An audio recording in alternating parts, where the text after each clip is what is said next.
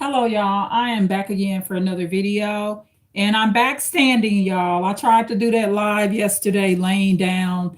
And if you listen to that live versus this one, there will be a big difference. I'm actually back in my makeshift studio over in my little corner, and I am doing another live. So, this video is going to be about something I need to work on, right? And working on this will free me up emotionally and also allow me to, when I'm experiencing some sort of narcissistic behavior from someone else, working on this and something I need to work on, I can fix the situation more immediately. One of the issues when you're dealing with narcissists, you want to try to fix it as soon as you start seeing these patterns. Okay, so there's this YouTuber, she's called Scorpio Sun, Scorpio Moon, and she expresses that one of the hardest things about people with like a Scorpio personality is that they don't like to see people in danger. However, at some point, when a person just decide that they want to be in danger or they don't want to do the right thing, it's very difficult when a Scorpio personality loves someone. It's very difficult for a Scorpio to back off.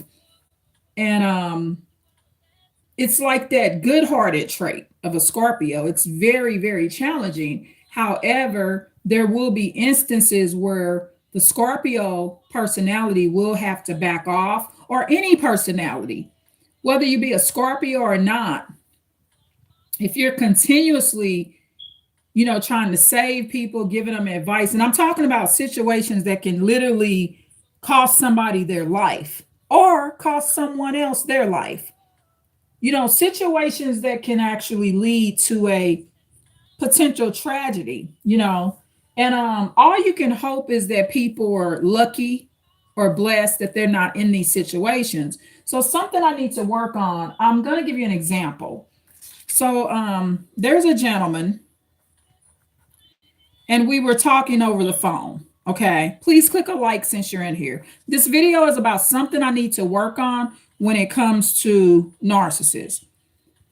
And I'm going to be doing a separate video about what a narcissist really is. It's not just what you think it is. It's not just because someone is helping people and buying them stuff every day, or helping people that's in extreme horrible situations. That's not the part that makes that person not a narcissist. What makes someone truly a narcissist, and you will know that they're a narcissist by their lack of empathy and how they handle you in an emotional situation. Okay, so one example of an emotional situation, please click a like, y'all. One example of an emotional situation is when you're given advice, when you perceive danger. Okay, when you perceive danger and you just make someone aware. Now, this is the issue. I've experienced this. Okay, you have a aware narcissist, and I've talked about this on my channel. My ex was an aware narcissist. So he claimed that he wasn't a narcissist. He was, yes, I'm a narcissist, is what he would say. But if you're dealing with a unaware narcissist, this is where someone that is having a high amount of empathy at the time they're speaking to them will be putting themselves in a danger zone. Okay? You are putting yourself in an emotional danger zone. Okay, it's an emotional one. So I give real examples on this channel. So I was talking to a gentleman several days ago, and there's a pattern of behaviors that he's doing. And it doesn't matter if they're a friend, good friend, a coworker, a relative. You can be talking to any gentleman or any lady or girl and have the same result, right? So this is the pattern of behaviors. So this gentleman, he sent me a text one day and he said many people have called him a narcissist. Okay, many people. I ended up kind of hinting around that he could be one, but he denies that he's one. Okay, so that would make him an unaware narcissist because he's denying it, which what this does is when you're in complete denial and you're unable to see your own patterns, the behaviors will continue and or get worse. The behaviors won't be improved. Okay. Now, an aware narcissist with a lot of experience, my ex, he knows who the empaths are. I'm doing my notes here, y'all. He knows who the empaths are and what they do. Okay, so an aware narcissist, which is my ex, there will be a he said this to me one time. I know how you think, Irene. An aware narcissist can know how you think. They know how you think, and it's not necessarily a bad thing. What it does when they're an aware narcissist, it gives them a filter in certain areas to not say certain things and maybe know what to say and how to act. So an aware narcissist, oh, thank you so much for the like. Let me see who clicked the like. Hold on, I'm reading the comments now. Hello to Jesse Walter 11. Hello, thank you so much for leaving the chat and comment. And then the second comment that came in is Jacob Singletary. Thank you so much for the like. And if you are not subscribed, Jacob Singletary, please subscribe as well. Okay. But you may be already subscribed. So thank you so much for the like. So, and hopefully I earned the like, and I'm going to earn more of the like because I'm going to break down this situation. And it's an area I need to work on. And maybe you need to work on too. And I'm going to explain how it works. So my aware narcissist, he will know what to say, not to say. He knows what an empath is. Okay. So an aware narcissist knows that I'm protective. An aware narcissist knows this. Okay. So I'm going to give you a pure example. If I tell my ex-aware narcissist, be careful going to that skating rink, because I went there 2 weeks ago, and at that skating rink, there was some weird guys out there trying to sell people meth or crack or something. Also, be careful going to that skating rink because there was this tall or short guy or average height guy assaulted. So an aware narcissist, if I actually told my aware narcissist this, his response would be, thank you, baby girl.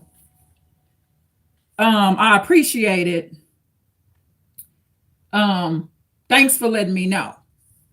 Okay. So you may not feel the punishment, the emotional punishment from an aware narcissist when you're protecting them or giving them the heads up on something, right? You can tell an aware narcissist, there's a fire down there.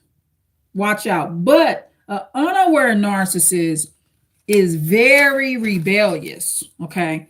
And they're mean. So with the unaware narcissist, if you give this same advice, they may be mean, verbally abusive, and cruel to you. So if I tell an unaware narcissist the same thing, be careful with that skating rink because there's some guys out there selling drugs and there was a tall, short, or average height man or men being assaulted there a couple of weeks ago, the unaware narcissist may say, "Oh, well, you must be jealous of me because I go skating and you never go." An unaware narcissist may gaslight you and tell you that's not true. "I drove by there 2 days ago and ain't none of that happening." So when you give an unaware narcissist advice, and especially if they say they know for sure they're not a narcissist, um, most narcissists won't know what they are. They don't know all of the conditions they may have. They could be a narcissist, they could have other conditions too, even some forms of paranoid schizophrenia, and not know it. Because the thing with unaware narcissists, they're not diagnosed. They usually don't get to the mental health counselor or the psychiatrist in a lot of ways. So hopefully these examples help. And thank you so much for the like. Jacob, thank you so much for the like. So I appreciate you, Jacob Singletary, a whole lot. So okay, that's one example. So I'm going to give you the example of what happened to me. So there's an unaware narcissist. He says many people have called him a narcissist, but he will always say that he's not one because of how he helps people. What he doesn't realize is, from what I see, he's not really helping people in the way that he thinks. What he's doing is hunting for supply. Like, for example, now he's on online dating. That's a narcissist hunting ground. HG Tudor will tell you this. He tells you don't do online dating. Online dating, men, gentlemen, and ladies and girls and women are getting murdered, meeting up with the wrong weirdo. So online dating is a narcissist hunting ground, okay? Now, an aware narcissist, like my ex, if he got on an online dating site, he would know that he's hunting because he knows what he is. He's aware. But with the unaware narcissist, he's in denial about what he is, okay? And this will be the one, the unaware narcissist, some kind of way they'll never get in that psychiatry office. Now, the aware narcissist that I was with, the last man I was with, he was seeing psychiatrists and counselors and stuff. So think about it. When someone says, "God damn right, I know I'm a narcissist. Damn right, I'm a narcissist," he may already be diagnosed. So, he knows himself better. But the danger is when you don't know yourself better. So this is the part I need to work on is, and I do pretty good with this because, for one, I have this channel. So what I'll do is I'll see the signs and I don't proceed with it too long. So okay, this particular unaware narcissist, he thinks he's not a narcissist just because he's a giver. That's not really something that makes you not a narcissist. It's his lack of boundaries, lack of respect, and the emotional things that he does to people. And the fact that he blame shifts. He believes that everyone that's called him a narcissist, they're calling him that because the devil told them to.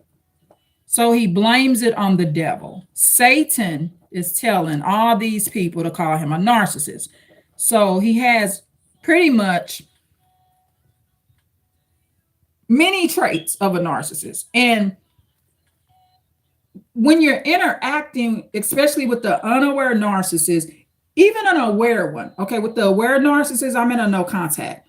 You got to stay away from them all, okay? So eventually you will ultimately need to be in a no contact. But if I pre-warned an aware narcissist of danger, an aware narcissist knows that an empath is telling him that because you love him and you're a caring person and you care.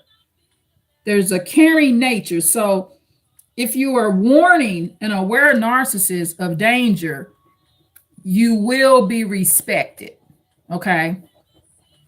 If I called an aware narcissist right now and I say, look here, partner, there's some gang members outside your house and you're at work, the aware narcissist is going to say, thank you. How did you find out? What's going on? Thanks for giving me the heads up. It's going to be more professional. But the unaware narcissist is going to hurt you. Okay. Because for one, he's in the stage where he knows you know, and he's going to be in this competition, right? When people say things like, you're not better than me, empaths, we don't treat people like we're better than them. We just don't. You're not better than me. I'm ahead of you. I have more than you. I'm smarter than you. This is things that unaware narcissists and some aware narcissists can say to you. Okay. But more of an aware narcissist, they may just say they don't want to hear what you got to say and just totally dismiss it without necessarily hurting your feelings. So I was having a phone conversation. So with this unaware narcissist, this is what he does. To be a male, he puts himself in dangerous situations. Okay, so like one incident, he met a stripper, only knew her a few weeks, brought her in his place where a prostitute was also roommating with him. And the prostitute told the unaware narcissist, this stripper shouldn't be in this residence we at. It's not safe. You just met her. Why are you bringing this stripper or this hoe in here? Now, from the outside looking in, you might look at the prostitute as kind of a hypocrite, but it doesn't mean her advice is wrong. That's good advice for anybody to give you. See, an aware narcissist wouldn't care where the advice is coming from. Even for an aware empath, that's what I refer to myself as, an aware empath. I don't care where it's coming from. You could be a gang member. If your advice is correct and it's protecting me, thanks for the advice, dog. That's all I got to say. I appreciate it, right? So an empathic person, we're going to be kind, or an aware narcissist will show respect to anybody. We don't care about their lifestyle. This prostitute is saying, she's a lady, right?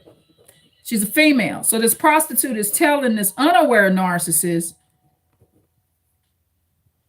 that's dangerous behavior, bringing a stripper in here you just met. You just met her. You shouldn't have her in here. That's good advice. Now, the unaware narcissist now is doing online dating. So I said something to him. I said, you better be careful.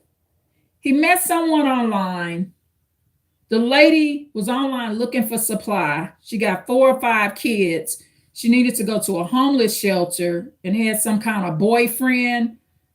And so when the unaware narcissist went and met her, he chose to meet her, in the back, so he's not having a confrontation with the man she's with.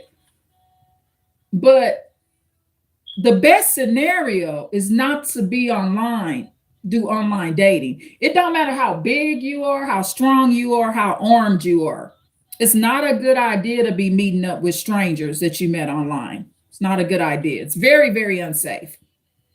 No matter how big and bad and tough you think you are, it's not a good idea. So I said something to the unaware narcissist. I said, you got to really be careful. And I brought up, so he's debating with an unaware narcissist, you're going to be so disrespected when you look out for them. They're mean, very mean. So this unaware narcissist, he did something that hurt my feelings, right? What he did was he said, well, you was almost killed years ago, which is true. Is that the way you treat somebody that's giving you advice to save your life? Does it matter that I was killed? Yes, it does matter. It matters that I could have been killed more than once. That's why I'm able to give you the advice, dog. See, I was almost killed. I told this gentleman, you keep fucking around, you gonna get what I didn't get fully. And this was decades and decades ago. I was almost killed 20 years ago, y'all. Over 20 years ago. Okay. So that's why I know not to fuck around. You got to be careful who you bring up in your house. The very person you bringing up in your house, you ain't known this person too long. I did that once, and that's why I almost got killed. So I'm telling the unaware narcissist. So the unaware narcissist, when I'm giving this look out for you, when somebody telling you, hey, be careful, they love you and care about you. It's a caring person, and you shouldn't treat them this way. I would never tell somebody that I know almost got killed years ago that, yeah, you almost got killed. Like basically what the unaware narcissist was saying passive aggressively, this is what he's saying. Bitch, don't tell me shit. You stupid bitch, you almost got killed. You're not credible to give me advice, stupid bitch, because you almost got killed your motherfucking self. Who the fuck is you talking to? This is what the unaware narcissist is passive aggressively saying. He's saying, don't tell me shit, bitch. Look out for yourself. You almost got killed years ago. But what I'm doing from an emotional empathy point of view is I don't want nobody to almost get killed or be killed like I could have got killed. I had to go out of a window, crawl down a building to save my life. And this is because I'm out of town. I'm not in St. Louis, Missouri no more. And I fucked around, got into a relationship with a man, brought him in my house, had only known him no more than 2 months. And he's already in my motherfucking house. Okay. So that's a way to get yourself killed. So when I see somebody rolling like that, I tell them to be careful. So this unaware narcissist talks to me real bad. And I responded the way I just said. I said, I know I almost got killed. That's why I know the shit can happen. But it's not happening to me now. So then the unaware narcissist says, well, and this is a narcissist doing this, y'all. They're breaking down your life. So he says, well, your ex got all them guns. This is, sorry about that, y'all. So the unaware narcissist said, but what about your ex that got all them guns? I said, yes, he does, but he doesn't come in my crib.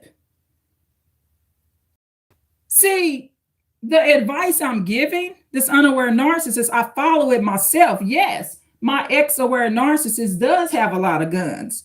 But when I first got with him, he didn't have any of those guns. He started purchasing those weapons after I had known him about 4 or 5 years. When I first got with the aware narcissist, he had no weapons at all. So now he's collecting guns. So what do? I don't bring this aware narcissist in my home at all. And I limited how often I went in his house. But this is the thing. Because he's an aware narcissist, he has things to lose and he may have more sense. An aware narcissist, as long as I keep my distance, he's not going to shoot me. What's dangerous is this unaware narcissist, because this unaware narcissist is dangerous to himself. So what I got to work on, and the something that I got to work on, is to not give no more advice. An unaware narcissist, when you give them advice, another thing they do, they blurt out stuff. They don't calm down and think about it, right? So the unaware narcissist thinks that you're judging them and saying that you're smarter than them. And that's not what I'm doing. And so automatically it comes into the unaware narcissist brain of the fact that I could have got killed over 20 years ago. This comes in his brain. So, what the unaware narcissist is doing when he does this, he's bringing up my trauma. And that's mean. That's very mean. He's also he's impulsive. So he's not thinking, yes, she did almost get killed 20 years ago. That's why she knows what she's talking about. She knows that my behavior is similar to what she did. Thank you so much for the like. So, unaware narcissists, they don't control that mouthpiece. And they're not respecting the personality of the empath. You're not in a competition with an unaware narcissist. You're just seeing something that can get this person really, really killed. So through the conversation, I said to the gentleman, I said, look, because he's kind of a misogynist too. So one of the reasons he puts himself in these dangerous situations is he doesn't believe a girl can kill him. Okay. He doesn't believe that. I've told him how dangerous girls and ladies are, but he does not believe when he meet a stripper and he bring a stripper to his crib and a prostitute saying, don't do that. See, this prostitute younger than me, but she know things I don't know because she's a prostitute. Okay. There's going to be a heightened level of information. I would listen to her. So this is two type of women. I'm not a prostitute and I'm seeing the dangerous behavior and the prostitute seeing it. So what I did with the unaware narcissist, I pointed out this pattern. I said, it's warning before destruction. Your friend that was roommating with you, that was the prostitute, warned you about this behavior. Now I'm warning you. And see, I told him, I said, this is the danger. You may feel that these ladies can't hurt you, but the problem is they could be affiliated and be setting you up, and they luring you in for a man to harm you. And now when I said that, because he's kind of a misogynist a little bit, he agreed with that perspective. He agreed with the fact that a man could come through one of these ladies and lure him in to hurt him. He agreed that a man could hurt him. But the situation is this. He can meet with a woman and she bring all four of her kids. And while he's sitting there parked, blow his head out while he's sitting in his car. A man don't have to just hurt another man. Ladies are dangerous now. This is one of the most deadliest eras to be meeting with strange bitches. Okay. And I'm a lady telling you this. I know what I'm talking about. Females can be snakes. Sometimes they worse than men. So it's all bad. So he agreed with that perspective. But the part I got to work on, and the something that I got to work on is I got to work on not giving the advice. And realizing that I don't deserve that. When you telling somebody and you looking out for their very life, and they tell you, well, you could have got killed years ago. Exactly. That's why I know what the fuck can happen to you. And it's possible that nothing will happen to the gentleman. However, there's a pattern of behaviors that he's displaying. He's no longer living in the state he was born and raised in. And I told him this too. I said, when you out of town, you can't roll like this. It is very dangerous. He's driving around in a very expensive vehicle. Somebody will kill you. I watched this case one time, y'all. It was an 18-year-old young lady. She went out of town to college. A bunch of people set her up and they just killed her just because of her brand new vehicle. And her brand new vehicle, I think it was like a Honda, Toyota. It wasn't no more than $30,000. Her parents bought it for her so she would have reliable transportation because she went out of town to college. They murdered her just over her vehicle. That was it. They set her up, befriended her, was coming to her crib, and ultimately, it made me tear up when let me see. I'm trying to figure out if that one sister did it. What's her name? She's white.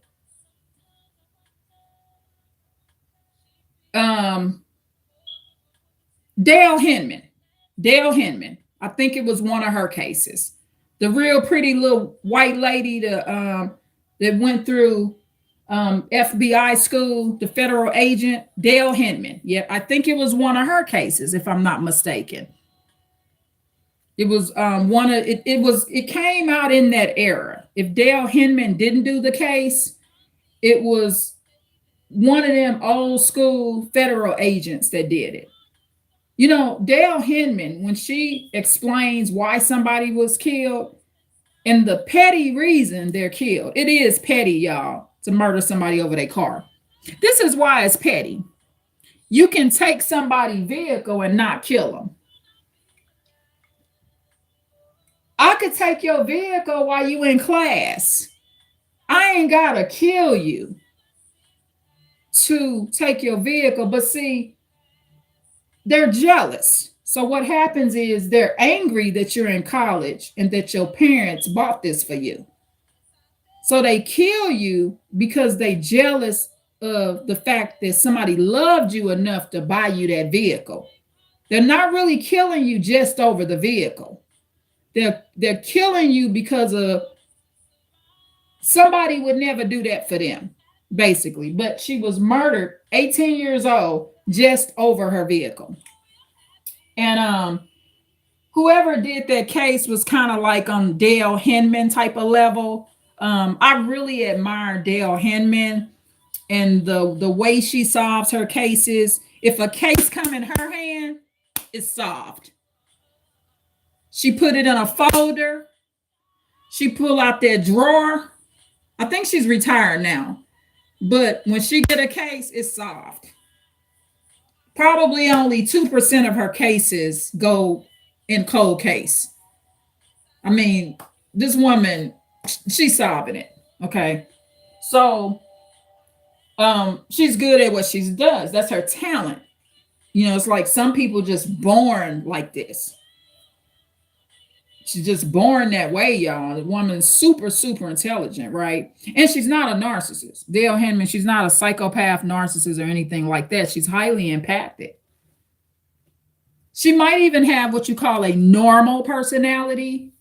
She seems like she comes from a background where she wasn't really traumatized. So some people become like a normal, where they're not really high on narcissism and they're not really high on empathy. So they do very good and professional jobs because they do have empathy. Okay. So, and they do have narcissistic traits, but they're normal, right? So when she's solving her cases, she's using a lot of logic, right? And she's just super, super pretty. Dale Hinman is just like a doll, right? So she got a pretty heart, pretty spirit, and pretty on the outside. She's one of the most prettiest white women that I think I've ever seen. She takes very good care of herself, keeps her weight down and stuff. I hope she's still alive. I haven't heard anything about Dale Hinman passing away. But going back to what I was saying, something that I need to work on is this gentleman's a narcissist. So when he's talking to me and he's reminding me that I could have got killed 20 years ago, that's mean. That's mean. I mean, I know that that happened. That's why I'm giving the advice. He talking to me like I'm still living like that right now. I'm not almost getting killed lately by adults that's not related to me. I mean, he brings up the aware narcissist has the guns, yes, but you got to pay attention to the fact that my ex aware narcissist, for one, I'm not dating him, I'm not in a relationship with him, and he's not allowed to come to my home or in my home. It doesn't matter that the aware narcissist is collecting guns. So, this unaware narcissist that I was giving the advice to, the safety advice, he used that against me.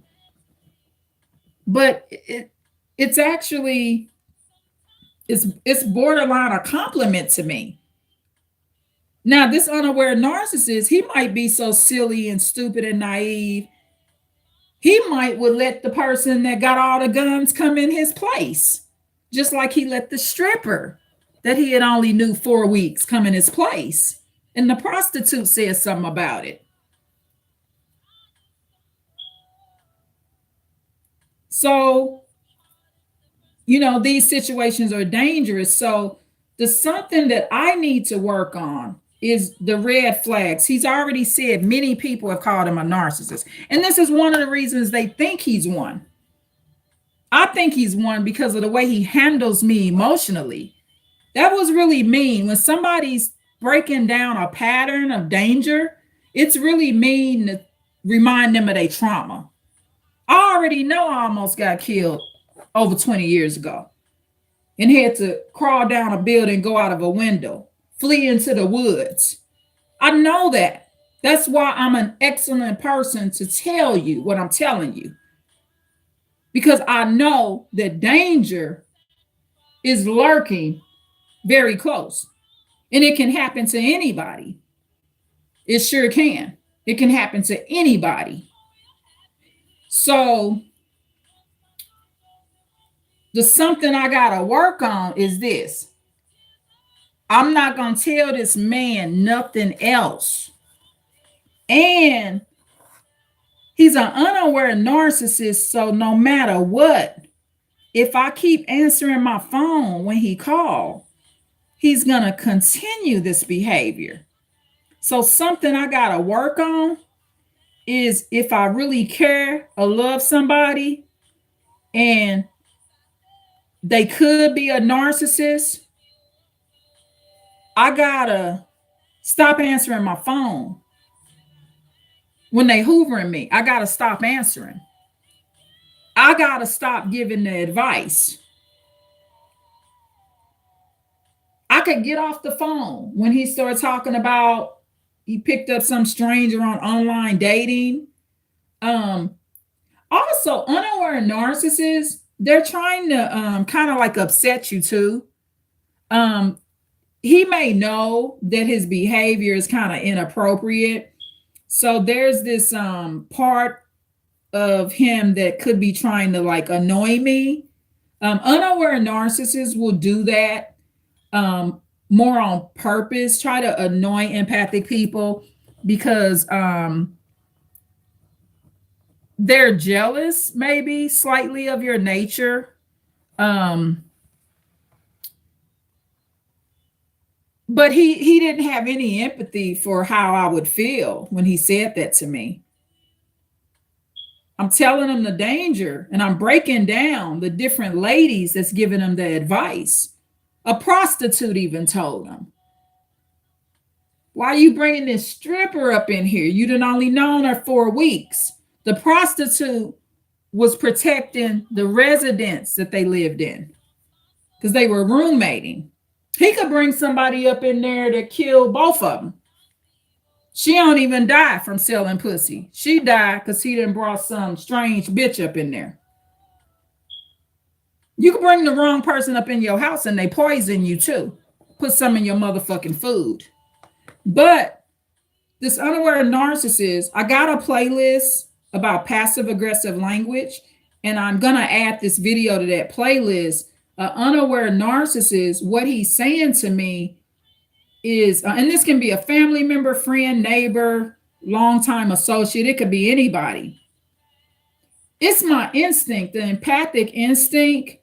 It's like we can't help giving the advice or letting you know what could come to you when you run that situation by us. Empathic people, we don't know the knowledge and put you in danger. It's like it's my nature to point that out. Because see, the difference between me and the unaware narcissist, I don't want that to happen to him, even though he could be a narcissist. But the way he talked to me was very hurtful. That's where his narcissism is at. The lack of regard for people that don't care. I mean, that care about him. I mean, the lack of regard that he has for people that don't care. Unaware narcissists, another pattern that I may notice in their circumstances is some of them pay attention to this too. If they had a father that was a narcissist and the father wasn't fond of them and didn't like them, it's because their father could have been a more of a aware narcissist. An aware narcissist is not going to like an unaware narcissist because the unaware narcissist is too flip at the mouth. It's kind of like H.G. Tudor. He considers himself a greater narcissist because of his intellectual abilities. He can't stand what he calls lesser narcissists and mid-range narcissists. He can't stand them. He call them millie mouths, or it's a word he uses for them. So that's the same thing with the unaware male narcissist, especially if he has a father that disliked him and you know about that, pay attention to that. Because what the father, even though the father is bad, the fathers, and I've known more than one male like this, where their daddies don't like them. Their father doesn't like their narcissism. That's what the father hates. See, males, they don't put up with other males. They don't put up with it, right? So,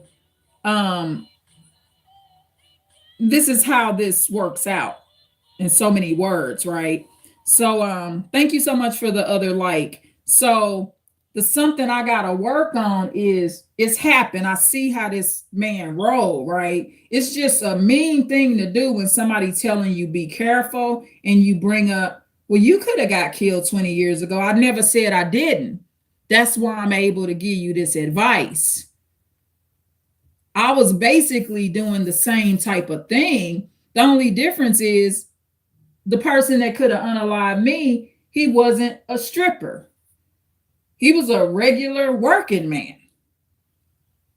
They can hurt you too. Anybody can hurt you. Anybody can. They sure can.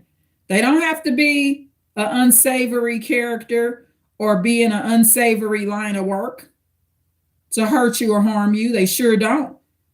They sure don't. They can be anybody. But see, the problem is, H.G. Tudor calls it the ICE method. And it's a method that works because you're taking your time getting to know people. A person ain't going to wait a year or two to come to your house. They're going to discard you and ghost you or go no contact with you. They don't have the patience for the ICE method. So if you waiting it out and you say, well, I need to get to know a person, I'm not bringing nobody in my residence if I ain't known them at least 2 years. A toxic person not going to wait the 2 years. They're just not. And if they do, they won't do it and keep regular contact with you. They're not going to do that. So there's something I got to work on. For one, I'm answering the phone for a gentleman that says many people have called him a narcissist. And I refer to him as one as well. And he says we're all the devil telling us all to say that. And the devil's not. All these individuals are from different states, different walks of life. We don't even know one another. We're just picking up on his lack of empathy. He even sent me a text saying if I came to your house, I don't want to follow any boundaries.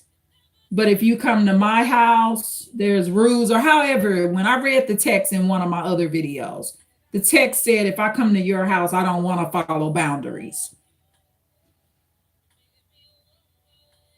He's an impulse. He didn't even think before he texted me that. And I'm not saying all my texts are good, but I'm definitely not sending nobody a text saying, if I come in your residence, I don't want to follow boundaries. I don't even think that way. Boundaries are everywhere. It's just following rules. People have rules, and it's a certain way you have to conduct yourself when you go in someone's residence. It's just basic respect. That's all. You go in somebody's house, their boundary is you got to take your shoes off. I don't mind doing that. I do that at my own house. But even if I didn't do it at my own house, I would understand that I needed to do that at their house. Hello, Natalie. Thank you so much for coming into the live. Beautiful Thursday to you as well. Yeah, Natalie and everyone. Natalie, Jacob, and Jazz Walter. The thing is with this and everyone that's here is something I need to work on. I gave you examples of how this unaware narcissist treats me. And this is the thing. An unaware narcissist is going to be the worst. There's this gentleman, Sir Jesse. He had a stroke. He went through a lot. He married a younger woman and they got a son and stuff. And Sir Jesse has like a powerful testimony. He was in prison for decades, almost 2 decades. He was in the penitentiary. He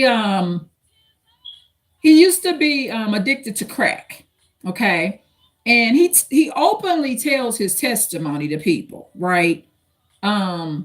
Even in like church environments, it's nothing that he hides. That's why I'm using his name. I'm not giving you his last name, but he has his name's Sir Jesse, right? And he's older than me, and he gives everyone very good advice. He tells you how, because he ended up having a stroke and some heart attacks. He had multiple heart attacks and strokes all at the same time. He's partially paralyzed right now, and he's in like physical therapy and stuff, right? But he tells you how when he was addicted to crack, he would pass out and his heart would shut down. So the thing is, with the heart problems that he has or ended up having later, he testifies that it began when he was doing crack, because crack put a strain on his heart. And he says the entire time when he would pass out, when he was on crack, that was his heart stopping on him. Decades and decades before he had the multiple strokes and heart attacks at the same time. And also, he testifies that foods are dangerous. So not only was he on crack, Sir Jesse loved fried foods. And so all that grease was clogging his arteries up. He ate wrong. So ultimately what happened is, once he had the strokes and heart attacks at the same time, and this was within the last decade, y'all, this happened, he has to eat right now. He can't eat fried foods. He can't do none of these things because he will literally die. But Sir Jesse gives excellent advice to not just myself, others around. He's told his testimonies in church environments. So say Sir Jesse says something to me about, watch eating that now. Watch eating that, sister. I would never tell Sir Jesse, well, you had all them strokes and heart attacks, dog. You used to be on crack, dog. You see how mean that would be? He telling me that's why he know the information. And this is what Sir Jesse does. He tells information because he knows how it'll harm you. And that's the same way I am. I don't have the crack and the eating as bad as he did, but I respect that he tells his story and he eats good now. Him eating good now can stop further heart attacks, stop further strokes, and he'll be around at least another 20 years to see his young son grow up. Because like I said, he had a son by a younger lady that he got married to. And she's a sister that's from Africa. So, if I talked to Sir Jesse and I said, yeah, but you used to be on crack. Because this is how this unaware narcissist is talking to me in some sense when I'm telling him the danger that he could be in. He basically saying, bitch, who are you to give me advice? Bitch, you almost got killed over 20 years ago, which is true. That's why I can give you the advice. And I told the unaware narcissist this.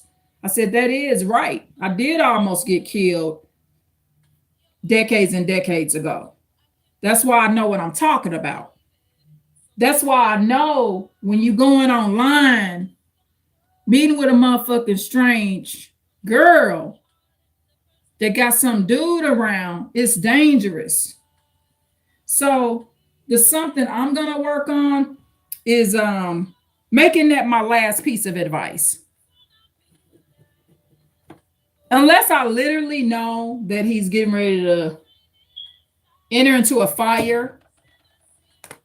If I'm watching the news and they say, hey, there's a fire in this part of town and he's driving, and I report that, but I'm not gonna, something I need to work on is, for one, I answer my phone too much.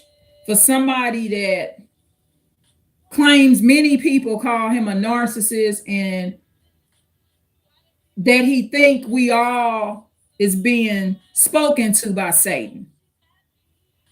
That's something I got to work on. It's not answering my phone when I know somebody out their fucking mind. I got to work on that. I have to control that empathy. So the something I need to work on, and I can do it, is it don't matter what happened to him. Stop giving people advice that's don't care nothing about themselves. All they care about is attacking you. This aware narcissist that's collecting all the guns, he's over there at his apartment and house, and I'm over in mine. So what, he got all the guns? He's not going to shoot me because I'm not hanging around him. And also what I told this unaware narcissist, I said, you know what? He does have a lot of guns. He got them stacked. But also, he's always told myself and my sons, if we got any beef or any problems, let him know. Because he'll handle them with all his weapons. But when you're dealing with an aware narcissist that's filled with anxiety, that's stacking up weapons, they still can kill you and not mean it. What you want to do is not be around them. It's not safe when a narcissist has a bunch of weapons, even if they are an aware one. It's not safe. However, with this aware narcissist, he's always said, if you got problems, let me know. And I don't call him if I got a problem, because he's an aware narcissist. He might shoot my ass. You don't want to call a narcissist when you having a problem, when they got weapons. Don't call them. Call the police. That's who you should call, the police. If you have a decent relationship with the police department, call the police. They'll use more sense. The aware narcissists, they not being paid to protect you. Let me see what Natalie said. Never believe they're unaware of what they say to you or how they act. Yeah, that's true, Natalie. This is the thing. When I call them an unaware narcissist, it doesn't mean that they're not aware of what they're saying. I mean that they not claiming they are narcissists. An unaware narcissist has not accepted that that's what they are. They have not accepted or a narcissist. An aware narcissist has accepted what they are, and an aware narcissist will be more aware that they're harming you, right? It's kind of like anybody that don't know what they are yet, they're gonna create more problems. There's no empathy there. So this unaware narcissist, I appreciate that, Natalie. The unaware narcissist, he don't think he's saying nothing wrong. He know that I know he a narcissist because I told him that. And I told him that Satan ain't telling all these people that he's one. I told him that. But he's more unaware of what he is, so he doesn't fully, completely understand what he really saying. And he also, if I just stop answering my phone, Natalie, he's not going to reflect back to that conversation. If that last conversation hypothetically was about the situation of the online dating and the danger he puts himself in, an unaware narcissist, one of the things they do, Natalie and everybody, they don't know why you fully stop talking to them. Empaths and more aware narcissists might reflect on that last conversation, but even an aware narcissist, you know what they're best at? They're best at forgetting y'all last conversation. They won't even remember why you with no contact and ghosted them. They're not remember. See, when you have empathy, you remember events better because you have an emotional status. Oh, Natalie. Oh my goodness. Okay. Let me read this one. Natalie says, Natalie X5Y1R YouTube channel says, very true. Oh, she also says they enjoy making you talk for some reason. Wasting time is their enjoyment. Okay, so Natalie, you saying the unaware narcissist that don't know he won enjoys this? Is this what you're saying? Not the aware narcissist, but the unaware one, the one that doesn't accept he's a narcissist. So you feel like he enjoys making you talk? Yes. Okay, there you go. Okay, so right there, and I'm glad, thank you, Natalie, so much for mentioning that, because I wasn't going to mention that. Oh, see, this is why I call this Advanced Insight Channel. It's not because of just me. It's what y'all bring here too. So thank you so much for that, because that is exactly what he's doing. Going back to, I think I mentioned he's trying to annoy me. So you're right. He enjoys something else too. Listening to me talk and waste my time, because that's something I need to work on. I am wasting my time. Oh, you're welcome. And that's it. Thank you. Thank you, Natalie. So he enjoys that. And it may be sometimes because they're mean and evil, they're also enjoying bringing up your past. That was really a blow. You know, imagine you giving somebody protective advice and they say to you, well, you could have got killed years ago, and talking about your aware narcissist. But those examples were frivolous because the aware narcissist with the weapons, I don't go around him. And even when myself went around him, I kept him out my house. Somebody with a lot of weapons that's collecting weapons, I just keep them out my house. But this is not someone that's collecting weapons that's utilizing the weapons to harm myself and my family. He's actually offered protection to us. Okay. And this is something that I added on to the conversation with the unaware narcissist. I let him know he also offers protection with those weapons, but I won't take the protection because you don't want someone getting hurt. Just call the police. The unaware narcissist is not the police.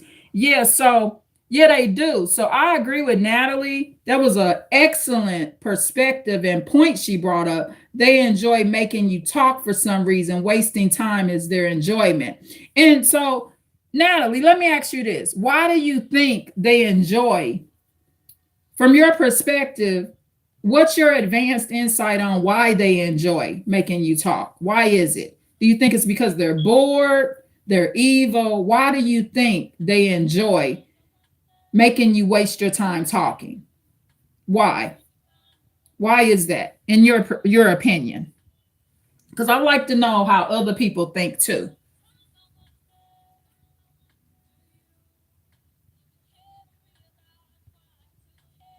I think they have a sense that they're kind of interrupting your day too.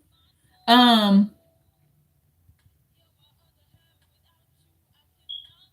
oh, okay. So Natalie says the reason they enjoy this, the reason narcissists enjoy the attention of empathetic people is because the attention that empathetic people um, give is highly special and intoxicating from what I've noticed. Yeah, Natalie, that's true. And it's special, but also, like I said, my feelings was hurt.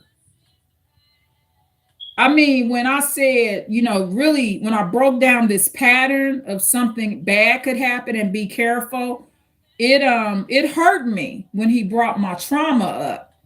Because for one, it devalued me because my trauma, I don't live in that danger no more.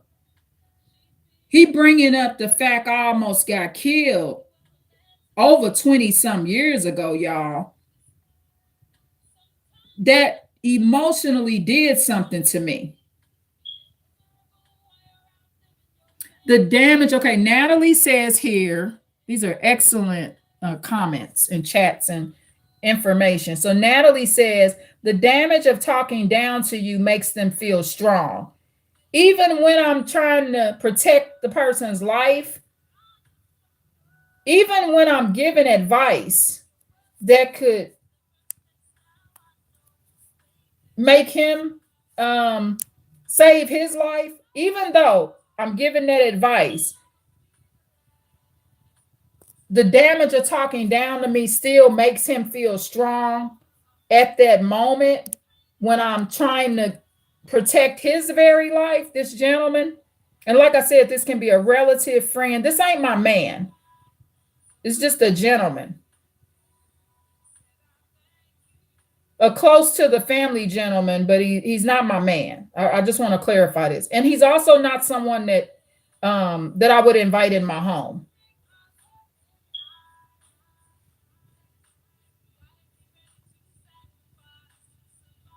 Because I saw how I heard how he called the prostitute names when he was roommating with the prostitute and they fell out. He called her demons and stuff. That's one of the things he does. You got to be careful teaching people religion because he believes that we're all demons. He probably thought I was a demon because I was telling him something can happen to him. Okay, so Natalie says, and they only express such emotions with women and shy around other men. So basically, okay, Natalie, you're saying that what he said to me and the way he devalued and insulted me, he wouldn't do it with a man. Because I mentioned that he got misogynistic traits. So if a man told him, so Natalie, answer this. If a man told him to, okay, what do you mean by no? So you saying because I'm a lady, this unaware narcissist expressed this emotion with me, but if I was a man, he would have just said thank you very much for the information. Is that what you're saying, Natalie? Elaborate on that if you can. And I appreciate you taking the time to put these comments because it's helping this live so much. Yeah, and I believe that too. And this is something that I got to work on, Natalie. Thank you. Thank you. Natalie just said yes. So there's something that I got to work on because, as you know, I cannot change no narcissist, whether they realize they are narcissist and they're an aware narcissist or they're an unaware one. Like I said, an unaware one is going to be more cocky and the worst because in HG Tudor world, that would be what he would call the lesser narcissist. They can't control their freaking mouth, right? So, yeah, that's where I do feel that way. And they also, let me add this, Natalie. I know this too. They talk to you like that when ain't no man around. This particular gentleman, friend, family member, whatever you want to call him, he one night he called me kind of hollering at me, and he weeks later admitted that he was being aggressive, but I noticed that he waited till he knew everybody was asleep in my house. They won't talk to you like this when other people are around. Okay, the stuff he was saying to me, if he knew, well, actually, when he said that day, he knew a family member was around. But see, I don't allow my sons to I'm not raising Pookie and Ray Rays, right? So my sons stay out of my conversations. I mean, if I'm not in any physical danger, I don't have the type of sons where every time somebody say something to me, they're like, motherfucking bitch ass nigga, what you say to my motherfucking mama, man? Don't say that motherfucking shit to my mama, dog. I don't have those type of sons. And I don't want those kind of sons because what happens is they're going to be easily triggered and they would all be in and out of prisons and jails. I don't want a son that every time a man says something to me, he's flipping the fuck out. Because what can happen is my son could be seriously hurt or injured or due to injuring and be in and out of prisons, if that makes sense. So I will be, and I'm bringing that up, Natalie and everybody, to say this, I will be done this way more. I will be talked to like this because the narcissist, aware or unaware, will know that my sons are trained not to be easily reactive because my sons are raised to have temperament control. I got to teach them that so they not in and out of prisons and getting restraining orders and harassment orders and all that crap on them. It's like, let mama handle it. And they know, and I'm also teaching them about how to go no contact. Like when people talk to you like this, just leave them alone. So I agree wholeheartedly and 100% with what Natalie is saying. Okay, Natalie, so what do you think I should do about it? One of the things I'm going to do is, for one, I'm doing this video. So I said this on other videos, just because I have this channel doesn't mean I'm not going to be under attack. I don't care how many narcissists I keep out of my home, y'all. They still going to try me through the phone. Because that's the only avenue they can try me at. Because I'm real good with keeping them out of my house. But you bringing them in your house when you're talking to them on the phone too. Especially when you're talking to them and you at home. That unaware narcissist and aware narcissist is still in your house creating havoc. For one, they throwing your day off, right? Like Natalie said in one of her comments, they enjoy it. And she gave excellent reasons in the way she wrote her comments. Natalie said, does he have other supply? Not saying you're one and he's obsessed with you. Oh yeah, he has other supply. I've never slept with this man. He lives out of town. He has other supply. He had the prostitute staying with them. He likes to help. He's kind of fond of younger ladies. He likes to help them, especially if they're like a single parent. So yes, he has other supply, and he's hunting for other supply too. That's why he's doing the online dating. He's hunting for supply. He's a hunter. He think he on the online dating to find somebody. He's an unaware narcissist. He's hunting. That's what's happening. But it backfired because he just found someone that was on there hunting as well. And she was on the online dating site to get a ride to a shelter because she was pregnant with 4 kids, 3 or 4 kids, and she was fleeing her abuser. Oh, this is another thing he does too. Um, this is part of his unaware narcissism too. The chick he met online that's pregnant with about 4 kids, her baby daddy tried to bring another chick in a relationship, right? He met this chick online and she didn't agree with it, right? So her baby daddy trying to bring another woman in their relationship, bringing the woman in the apartment that they were in. So what this lady with this 4 kids that's pregnant, she decided to move in a vehicle and stay out in the vehicle and stay out of the house. So this unaware narcissist says she probably should have just gave him what he wanted because he also wanted sex and she didn't want to have sex with this baby daddy. So the unaware narcissist, and he's hinted around to this more than once, where there's a pattern of when women say no or flee from certain situations, the unaware narcissist will say she might have been better off giving the abuser. He won't call him an abuser, but the woman might have been better off just giving him what he wanted since she pregnant with all them babies. And I said to the unaware narcissist, no, she did the right thing. See, this is why. If her baby daddy wants to bring her in a threesome and she's against that and she does it, guess what? Remember Precious? So once she comes in the threesome, her baby daddy that could be a sociopath can escalate the abuse and he could do this to her. People don't think about this. I don't do threesomes because she got little kids. She got 4 kids and she pregnant. He could say, now I want you to bring one of the kids in the threesome. He can do that to her.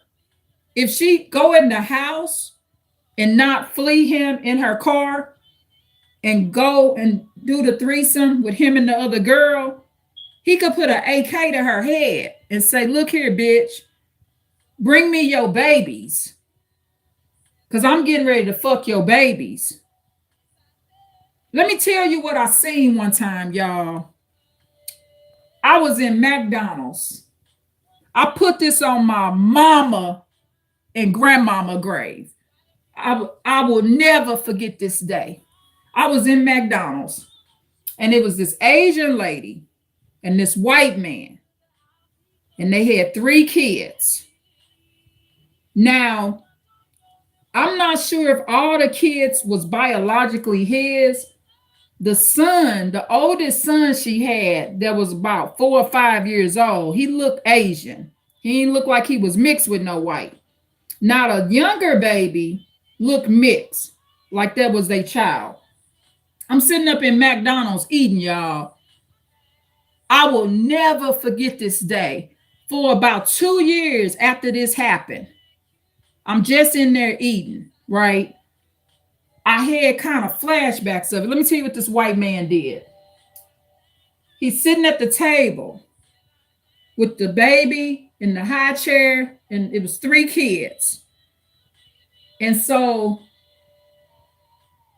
he was telling this Asian lady, he was taking her food from her, basically, right? And saying, what you gonna do now, bitch? I just took your French fries. This was one of the cruelest people I ever saw in my life. This is what this white man was doing. This Asian lady was scared to death. So he talked to her so bad that I kind of was observing and I kind of followed them to the restroom. I played like I had to go to the bathroom too. Because I'm like, damn, this white man may kill this Asian lady, right?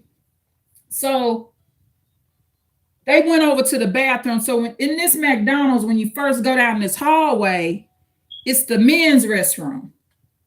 So the Asian lady looked frightened and she didn't want the white man to take her son. So he said no. He was kind of talking low, but I could hear him. He told her, he said, no, I'm going to take your son in here in the restroom. You know what this white man told this Asian lady? He said, I'm going to take him in here, or I'm taking him in here is the way he said. I say, He said, I am going to take him in here. He looked at her. He was a tall white man. And he said, you better hope I don't fuck him. The Asian lady looked terrified. And I was terrified.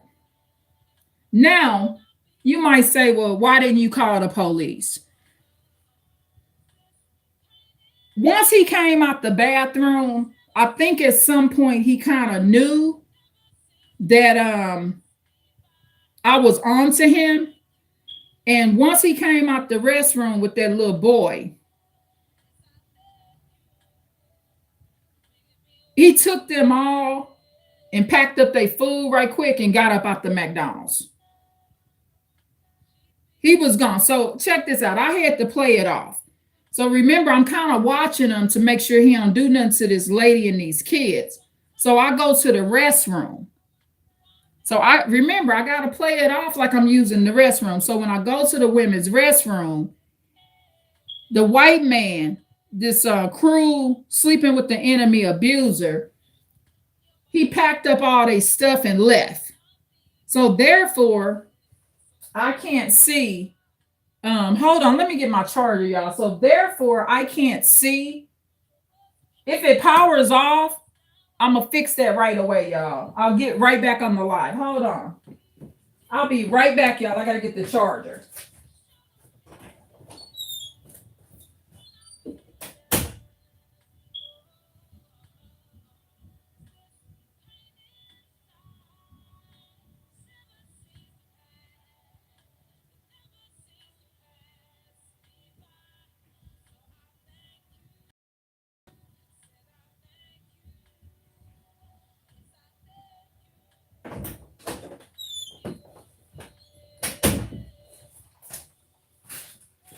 Hold on, y'all. So hold on, y'all. So what happens is, like I said, he got up out of there. So therefore, I had no license plate number, and I had no way to identify the man, right? But from my perspective, if she killed that man, if that Asian lady killed that white man, she shouldn't do a day in jail. It should be just like the Francine Hughes case, like the burning bed. That's why me having a pistol is not best for me. Thank you, y'all, for your patience. Having a pistol is not, if it powers off, I'm gonna power it right back on, y'all. Okay. I'm gonna go right back into this live if it powers off. Hopefully it doesn't power off, but if it does, I'll go right back into this live. So I apologize about this device issue. So it's charging now, y'all. Okay, it's charging. It's at 1%. So yeah. So it's working. Yeah, so so this happened. I witnessed this right at McDonald's. I sure did, right here on the West Coast. Actually, I'm glad I'm able to kind of tell what I heard and saw, because he told that lady, because she didn't want him taking her son in the restroom. And I think what it was is, I think that was not his son. The only child that looked mixed was the youngest baby that was no more than a year old, but the other two just look full Asian. Now, maybe it could have been his son, but I suspect that it wasn't because he wasn't saying abusive stuff about the youngest baby, which was obviously half white and half Asian. But that lady was terrified and she was scared to death. I was in more of a shock. And like I said, I went over there and I followed them to the restroom because I was sitting across from them and I was hearing how he was talking to her about the french fries. He told a bitch, this white man told her, bitch, you better not eat the motherfucking french fry. And he moved the french fries. So what he was doing was antagonizing this Asian lady. So basically, he ordered the food for everybody, right? Or she ordered the food, however it got ordered. And because I didn't see them in line when they ordered the food. That part I missed. I just witnessed them already at the table with the food. So he put these french fries in front of her, kind of like, just say if you play with your dog, right? And you put a dog wouldn't have been able to tolerate it. A dog would have mauled his ass. If you like play with a pit bull like that and like get a pit bull its food and then be like, bitch ass dog, take the food, a pit bull gonna turn on you. But you know, she's overpowered by him. I don't have the capability to handle that situation. So I'm a different kind of person. So if a man take my son and he say, you better hope I don't fuck him, I'm going to take my child and I'm going to start fighting them. I can't, I'm not cut out. But see, you got your flight or fight mode. You're either going to flee, fight, or freeze. So when this white man is doing this to her child, because I those are his stepchildren. When he's doing this, she's freezing. Now that don't mean she's gonna always freeze. She could have killed him last week or fled him and got away. I don't know. But I suspect that she's not financially stable. And that's why she was tolerating it. I don't know. I just will never forget it. And like I said, I had to play it off. I can't just stand outside the men's restroom, right? I also have to protect myself from being murdered. I don't know if this man is armed. He could shoot me, her, and those kids, then himself. So I went on to the ladies' restroom. I didn't stay in there very, very long either. But by the time I came out, that man had packed that lady and them kids up and got up out of there. Oh, what do you mean by buffering? Oh, yeah. Okay, Natalie. Okay, here's the question. Okay, another question. What value does he bring when you both have conversations? For one of the values that he brings is I get video ideas, right? Um, he provides a lot of information that's helpful to utilize on my channel. Um, it's not always like that when I talk to him, but see, the thing with narcissists, one of the things you know, and I know, at some point when they're a narcissist, you have to stop their abuse. So for me, it's not going to really matter. See, the way he keeps doing me, I'm not going to care about his good traits and his value. See, because that one or two bad trait that they have begins to override the good traits. So there is some value I learned from him. But at the end of the day, he's emotionally attacking me. He's bringing up my trauma, right? He misused my trauma. The fact that I could have got killed over 20 years ago. That was unnecessary to bring up.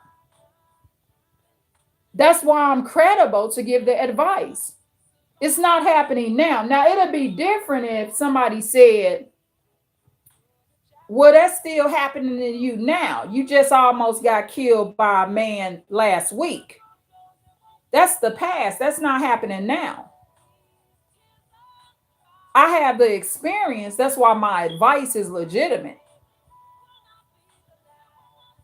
He took my goodness and the advice I was given and attacked me, my ex-aware narcissist that has the weapons. He didn't know that the aware narcissist has told me if I needed and needed those guns, let him know. It don't matter. The aware narcissist, his weapons don't matter because he's not allowed in my home. And he didn't have those weapons when I started dating him.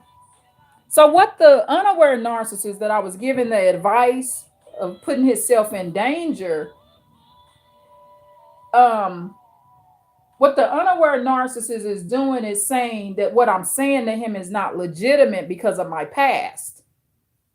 It was very emotionally hurtful for someone to talk to me like that when I'm looking out for them. So when someone continues to do that, they really don't have much value because they're always emotionally attacking you. They're an enemy. So, Natalie, to answer your question, I recognize he's like an adversary. Because I also understand too, when somebody's saying that the devil or Satan is telling all these people to call him a narcissist, I understand that this unaware narcissist is more likely to be behaving more like Satan. Narcissists, especially an unaware one, a lot of them are very ungrateful. So what I'm gonna do is not give them any more advice. That's what I'm gonna do. Stop giving him advice. Stop looking out for him, and just ultimately, we don't talk as much like we used to. Just leave him alone. He's hunting for victims on online dating. He's hunting. He's bored and struggling to find someone that's going to tolerate him because, like he said, many people call him a narcissist. People have figured him out. He's been figured out. So he's struggling to find love.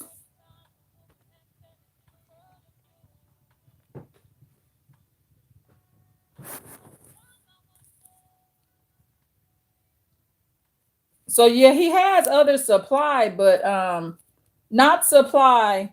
Natalie, to answer that question, he's struggling to maintain supply. That's pretty much what's happening. The maintaining of the supply, because they can get supply, but getting supply that's gonna hang around and really tolerate them is another thing. So hold on, let me check. Thank you so much for the hearts, Natalie, and the emojis. I appreciate that so much.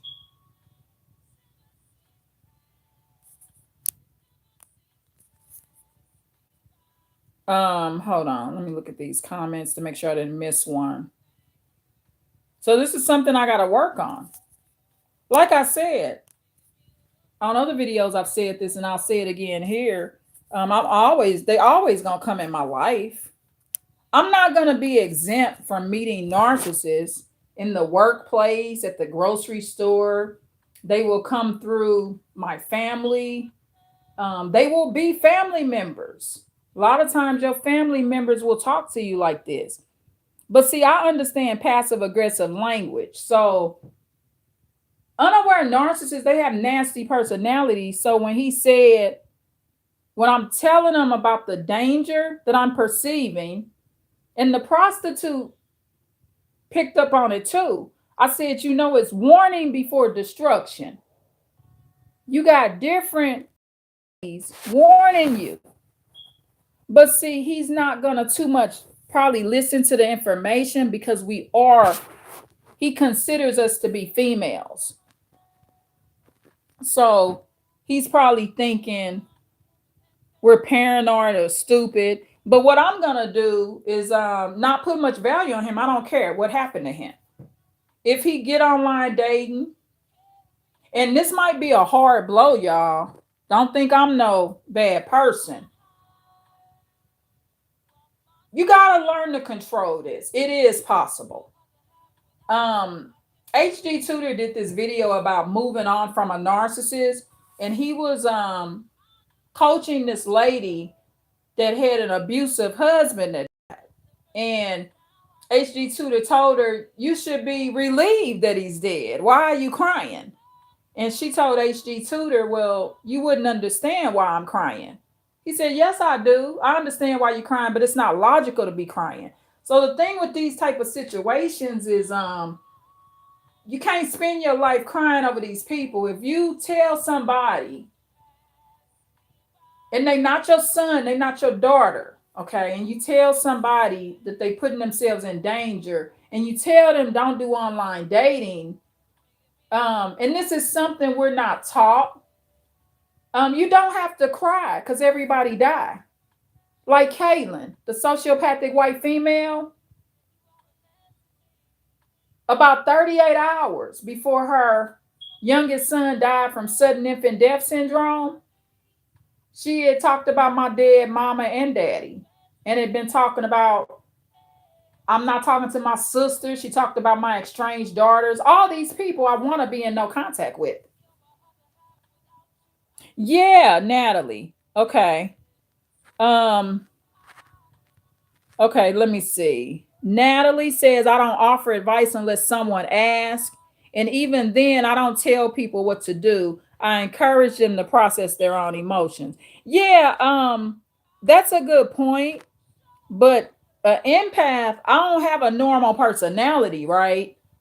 So I'm advising, like when I told this gentleman, when I was giving him advice, I'm giving him information is what I was doing. But see, it depends on your personality type. If you have more of a normal personality, like, okay, Natalie, just from your comments, you use a lot of logic, right? So you behave like someone that wasn't in a severely abusive relationship, like your parents weren't abusive, right? Because your comments are very normal and not extreme, and you're providing information and you're using a lot of logic, kind of like a aware empath would do, because I call it an aware empath, or a normal. You don't behave highly narcissistic, and your comments are not reading like a narcissist. So see, if you have more of a normal personality, I'm not a normal. I tested to be an empath. So it's like when I perceive danger, it's almost like I can't help myself. So what happens is with me, because I'm not a normal, I have to actually learn from you and do what you're telling me to do. See, because I'm not a normal, I got to take your advice. So I got to let me read what to do. Natalie says she doesn't be the way she does it. I don't offer advice unless someone asks. And even then, I don't tell people what to do. I encourage them. Yeah, and that's what I do. I'm telling them what can go down with them. Because soon as he said, oh,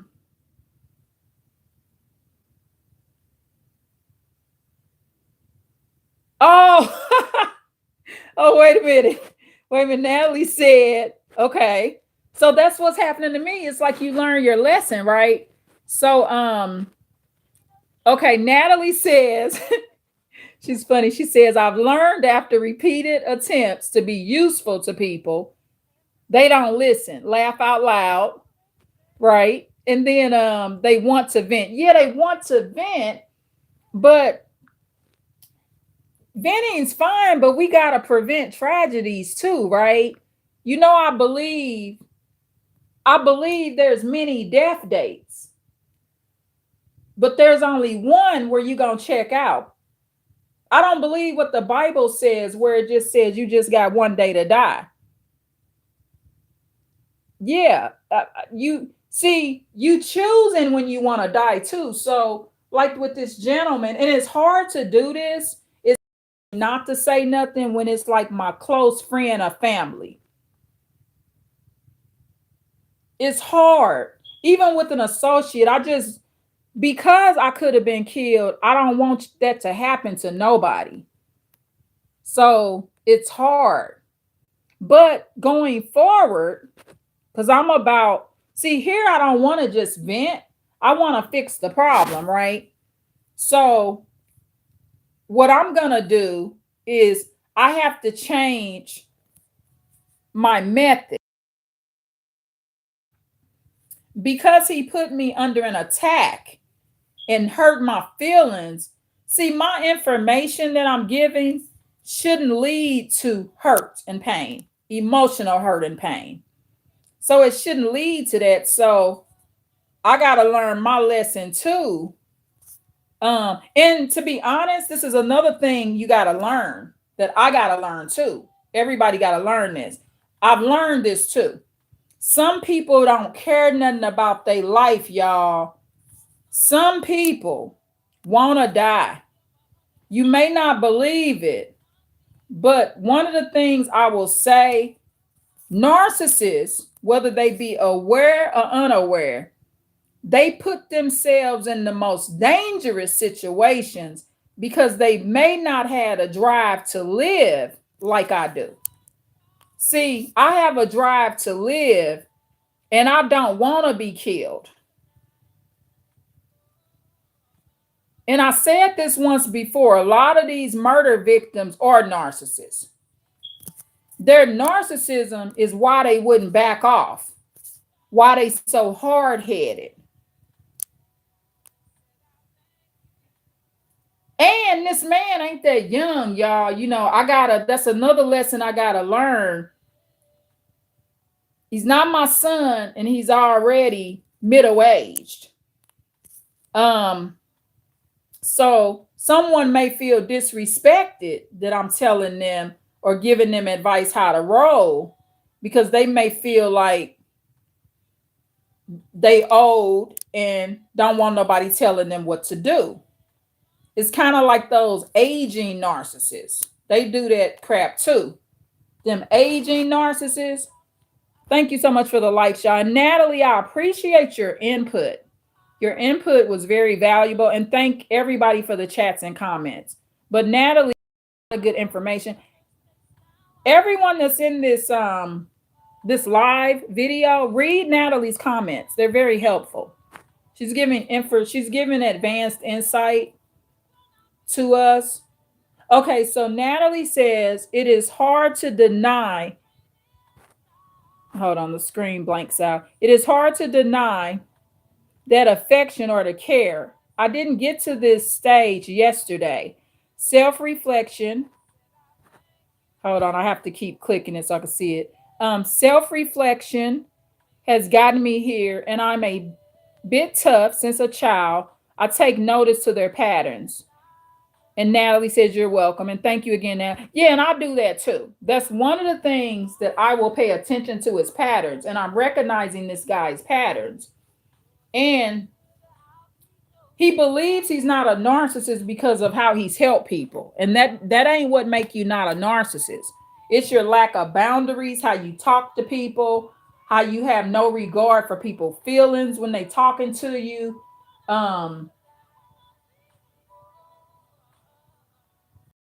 What I do, once I recognize the pattern and it's happened more than once, I'll get out the situation.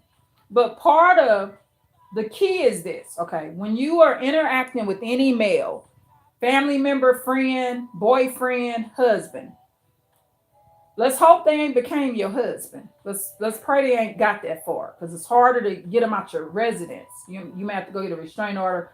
So one of the keys that I'm noticing is They may have a father that's a narcissist that didn't like the man.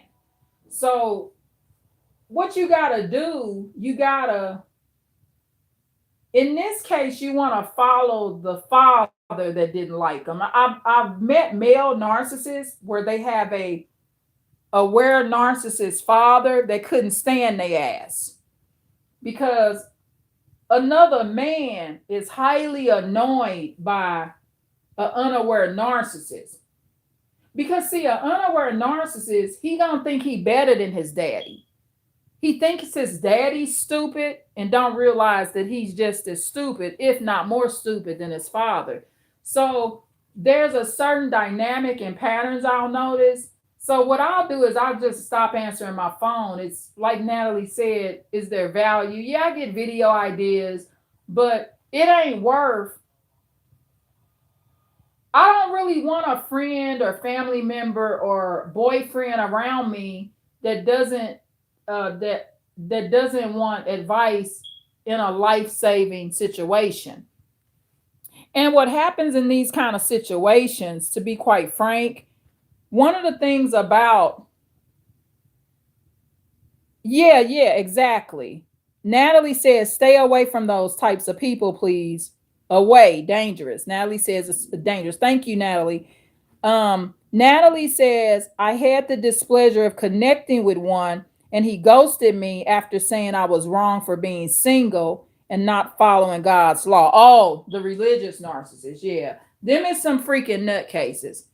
And he loved the book of Matthew, didn't he? I know he quoted you some scriptures from the book of Matthew. All those religious narcissists, that's their favorite freaking book of the Bible. They ain't met Matthew, don't know nothing about Matthew, but they always quoting shit from the book of Matthew. And an example of a narcissist like that, Natalie, go to don't go there to he a good guy. Fates and Gates. Fates and Gates. That's one wicked ass religious sociopath. It's called Fates and Gates. Fates and Gates. He's horrible. As soon as you see his ass, you're gonna know something wrong with his ass. He's very demonstrative. And he's an excellent example. And he talks about the same stuff, following God's law. He does some videos about black women getting killed, and he don't even care.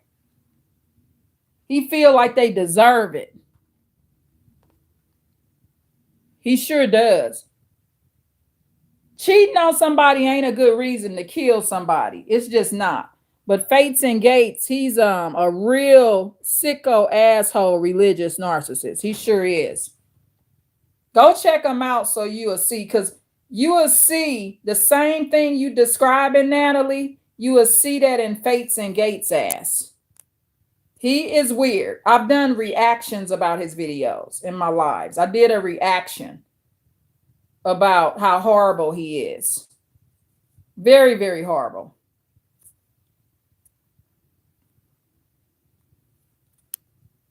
Yeah, he's bad. So, and I've done videos about religious narcissists. So, yeah. I told y'all this. The Bible, it does three things. Makes them an abuser. It does this with anybody. You're either going to be an abuser, not be an abuser, or be a victim. How are you going to be when you read a Bible? So you got to be very aware of Bibles and Qurans are anti-woman. They are books that in a subtle way and subconsciously teach men to hate ladies and girls. And it teaches ladies and girls that believe and get too much into it. It teaches them to hate themselves too and to be with narcissists. It sure does. So yeah, Fates and Gates ass. That's one demonstrative, unattractive piece of dog shit. And he's able to do that. And the problem with a man like Fates and Gates, he don't know nothing else but the Bible, right? Because he don't know, like, if he need to fix his fan in his house, if he needs to fix his air conditioner, that dumb, ugly, demonstrative ass man, he gonna go to the Bible to figure out how to fix the air conditioner, and that motherfucking air conditioner gonna fall on his big, fat, demonic, demon possessed, ugly ass. And he's so demonic, but on every video he quoting some scriptures, and he loved the book of Matthew too, y'all. He loved the book of Matthew. Yeah. So go check them out, Fates and Gates. You'll see. I don't leave them no comments because I don't want them to know who the hell I am. I just do reactions on them. And I brought them up because Natalie mentioned about the religious kind. I'm gonna read it again. Natalie says she had the displeasure of connecting with one, and he ghosted me after saying I was wrong for being single and not following God's law. And what this is the thing. They ain't read their Bible enough, right? The Bible says that it's more blessed to be single. It says if you could stay single, because those that marry will suffer. That's in what, 1 Corinthians? Those that marry will suffer. This is what the Bible says. Jesus was single. Okay? So they quote all that stuff. It's not a sin to be single. What is wrong with these people? Yeah, it's not a sin to be single. You gotta be with his demonic ass. When you gonna commit a sin, you know what's a sin? Marrying a motherfucker like that. If you marry a religious narcissist, that's a sin. That's what it is. Being friends with that nigga is a sin. And they all niggas that think like that. I don't care if he white or black. I call them niggas. That's the sin. And you not committing the sin no more because you cut contact with his ass. He's just not intelligent, and he want to manipulate you to be with him or marry him by saying it's against God's law. Like, what he's saying is your decisions is not valid because the Bible, he started stuttering. Trust me.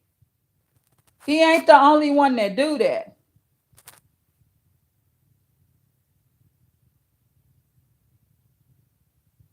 Tell him God didn't want him stuttering. Shit, they always talking about what God don't want. God told me your motherfucking ass shouldn't be stuttering every day. The Lord ain't told you shouldn't be stuttering like they motherfucking. That was just, you made them nervous because you told them right.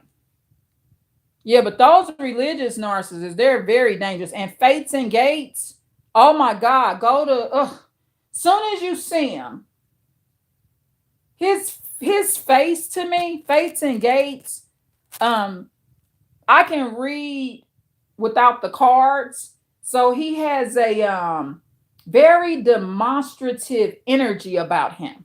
When you look at him, very demonstrative. It's very demonic in nature. Oh yeah, being single is looking better every day, honey. I was always worse when I wasn't single. I was always worse. My relationships did not make me happy.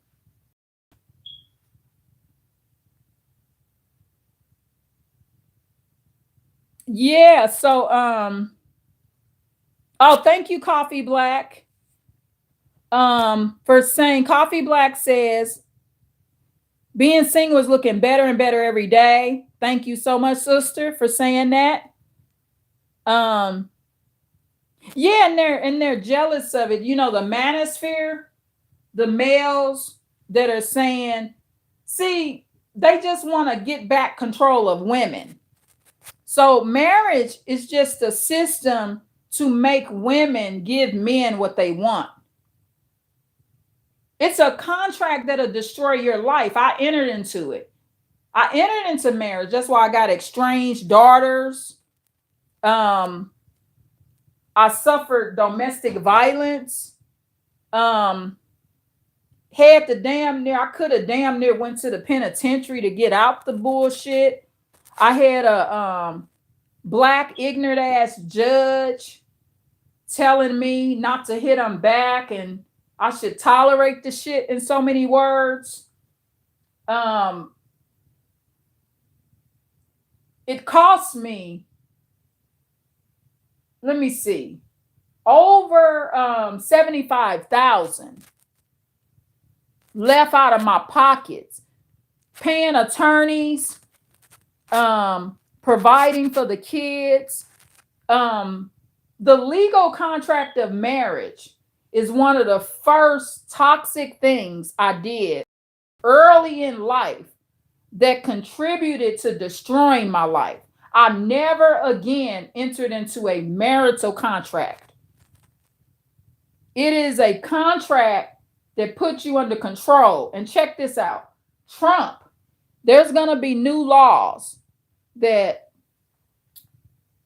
our governments are going to enforce to make it where you cannot get out of marriages easy. And they already have some of that going on. That's why, if you file for divorce, you're not allowed to legally be divorced until 90 days. Right? So think about it. That's already been going on. And what's that main irreconcilable differences? So just saying it's irreconcilable differences won't be enough to get a divorce. So you got to be careful getting married, because some motherfucker in the government may say, no, you can't get out of that. And it's going to be for the man too. Be very careful with getting married now. And I watched all kind of videos where it's all these elders, even saying, they're telling you their stories, and they're saying stuff like, why not to get a boyfriend when you're 60 and over. I came across some of those videos, but I never entered into a marriage again. And because of that, I'm not estranged from my sons.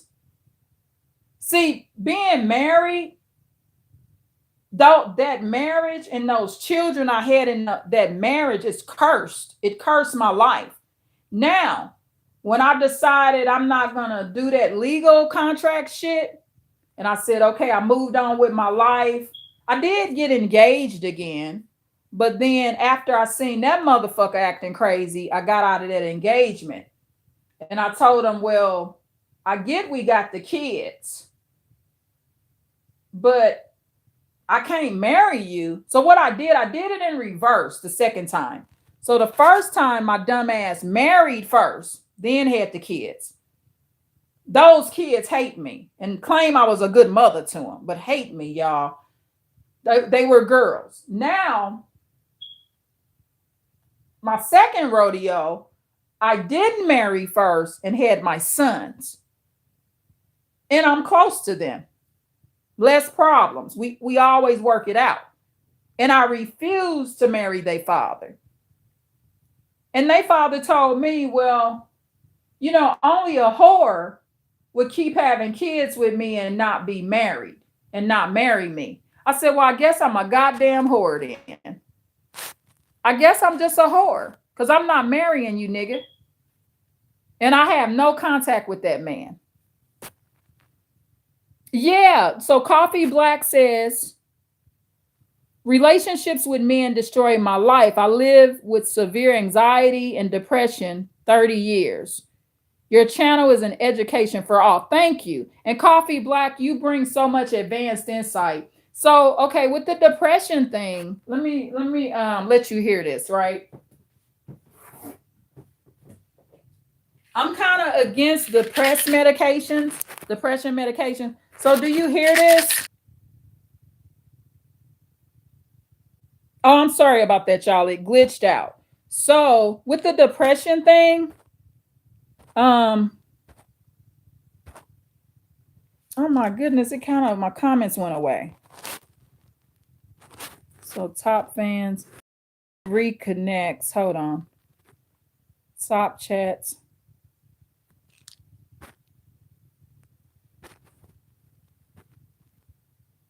Okay, so it does. Hold on. Oh, it's bringing the comments back up. Okay. So Coffee Black says relationships with men destroy life. So let me tell you the secret. Anxiety. Okay, I have anxiety, but mine is mild. So you can bring that down to mild through walking and exercise. And also being here will help. So taking medication. So I don't take the meds, but this is what I'm going to tell you about the secret, right? I learned this many years ago because I had like mild depression when I was in my marriage. So this is Nature's Bounty. This is St. John's wort. This is the capsules. You hear this? So St. John's wort heals depression and anxiety. It'll say on here promotes a positive mood, and it's no health effects. Like it's not going to make you sleepy. It won't make you constipated. And these are the 300 milligrams a day, and I take it as needed. And so does my family. I haven't had to take one in I think about 3 weeks or a month, but you can take up to 3 a day, which would be 900 milligrams. And this is Nature's Bounty brand, St. John's wort. It was created in Europe, okay? But you don't have to be European to take it. And this is a secret to not having to take psych meds and prescription medicines for depression. Think about it. If you've had to take it for 10 years and still depressed, it's not working. So you might need to go to natural. I got them right here. They're sitting right in my makeshift studio. So L-theanine also. Okay, so let me look that up. So again, Nature's Bounty brand, St. John's wort. This bottle has 100 capsules in it, and it works almost instantly. I take one pill. Yeah, okay, yeah. So it promotes relaxation, yeah. So one of the things I'm going to suggest, I'm no doctor, but this is what I will tell you. It would be kind of like this. I got high blood pressure, and they're giving me a blood pressure medication that's not working. If it's not working, stop taking it. So that's something that a lot of doctors won't tell you. You know, you kind of get just used to taking pills. But if you've been on a depression medication for a decade or longer and you're still depressed, consider just not taking the medication. And sometimes what happens is the medication, when you stop taking it, sometimes the depression goes away. You'll be surprised. I've heard a lot of stories. But St. John's wort is my miracle treatment. So because I'm diagnosed with mild anxiety. But the way I prevent depression, this is how I prevent depression. This is my pill, y'all. I get motherfuckers out my life. That's what I do. I found out about this St. John's wort decades and decades ago in that horrible, miserable marriage. This is how I found out about it. Because back then it just advertised anxiety. And I wasn't depressed anymore. I got to get out the stanky marriage, right? And get away from that ugly ass man. And I do not allow Another thing that keeps me not being depressed is I listen to my elders, right? Even though they're in grave sites, I follow the advice of my elders. Yes, Natalie, you're right. Getting plenty of sunlight helps too. And if you're struggling with that, take some vitamin D. That does help. I love this conversation. Um, what did I just say, y'all, about the depression thing? Getting away from people, right? Um, Usually depression is always linked to fucking people. The stuff they saying to you, the psychological warfare. Most depressed people are depressed because of the amount of narcissists that's in their life.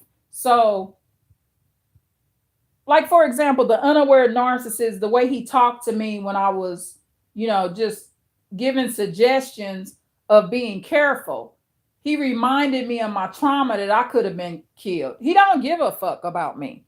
So yeah, Coffee Black says medicine helps me to relax daily with my life stresses. I added D3 and calcium for my osteoporosis. Porosis, osteoporosis. Yeah, that's good. Also, magnesium, the capsules, 500 milligrams. The GNC brand, I think, is one I use, so that magnesium helps too. Magnesium helps you sleep, it helps your bone, and it will help with the osteoporosis too. It sure will. So, and then Natalie mentioned the L-theanine. That's excellent. So, I'll check that out. Normally, I don't need help with the trying to go to sleep thing. I normally won't need help in that area. Um, yeah, so this was a great live. Um, I'm really great. Thanks everybody for sharing all the tips, the health tips for making our lives better.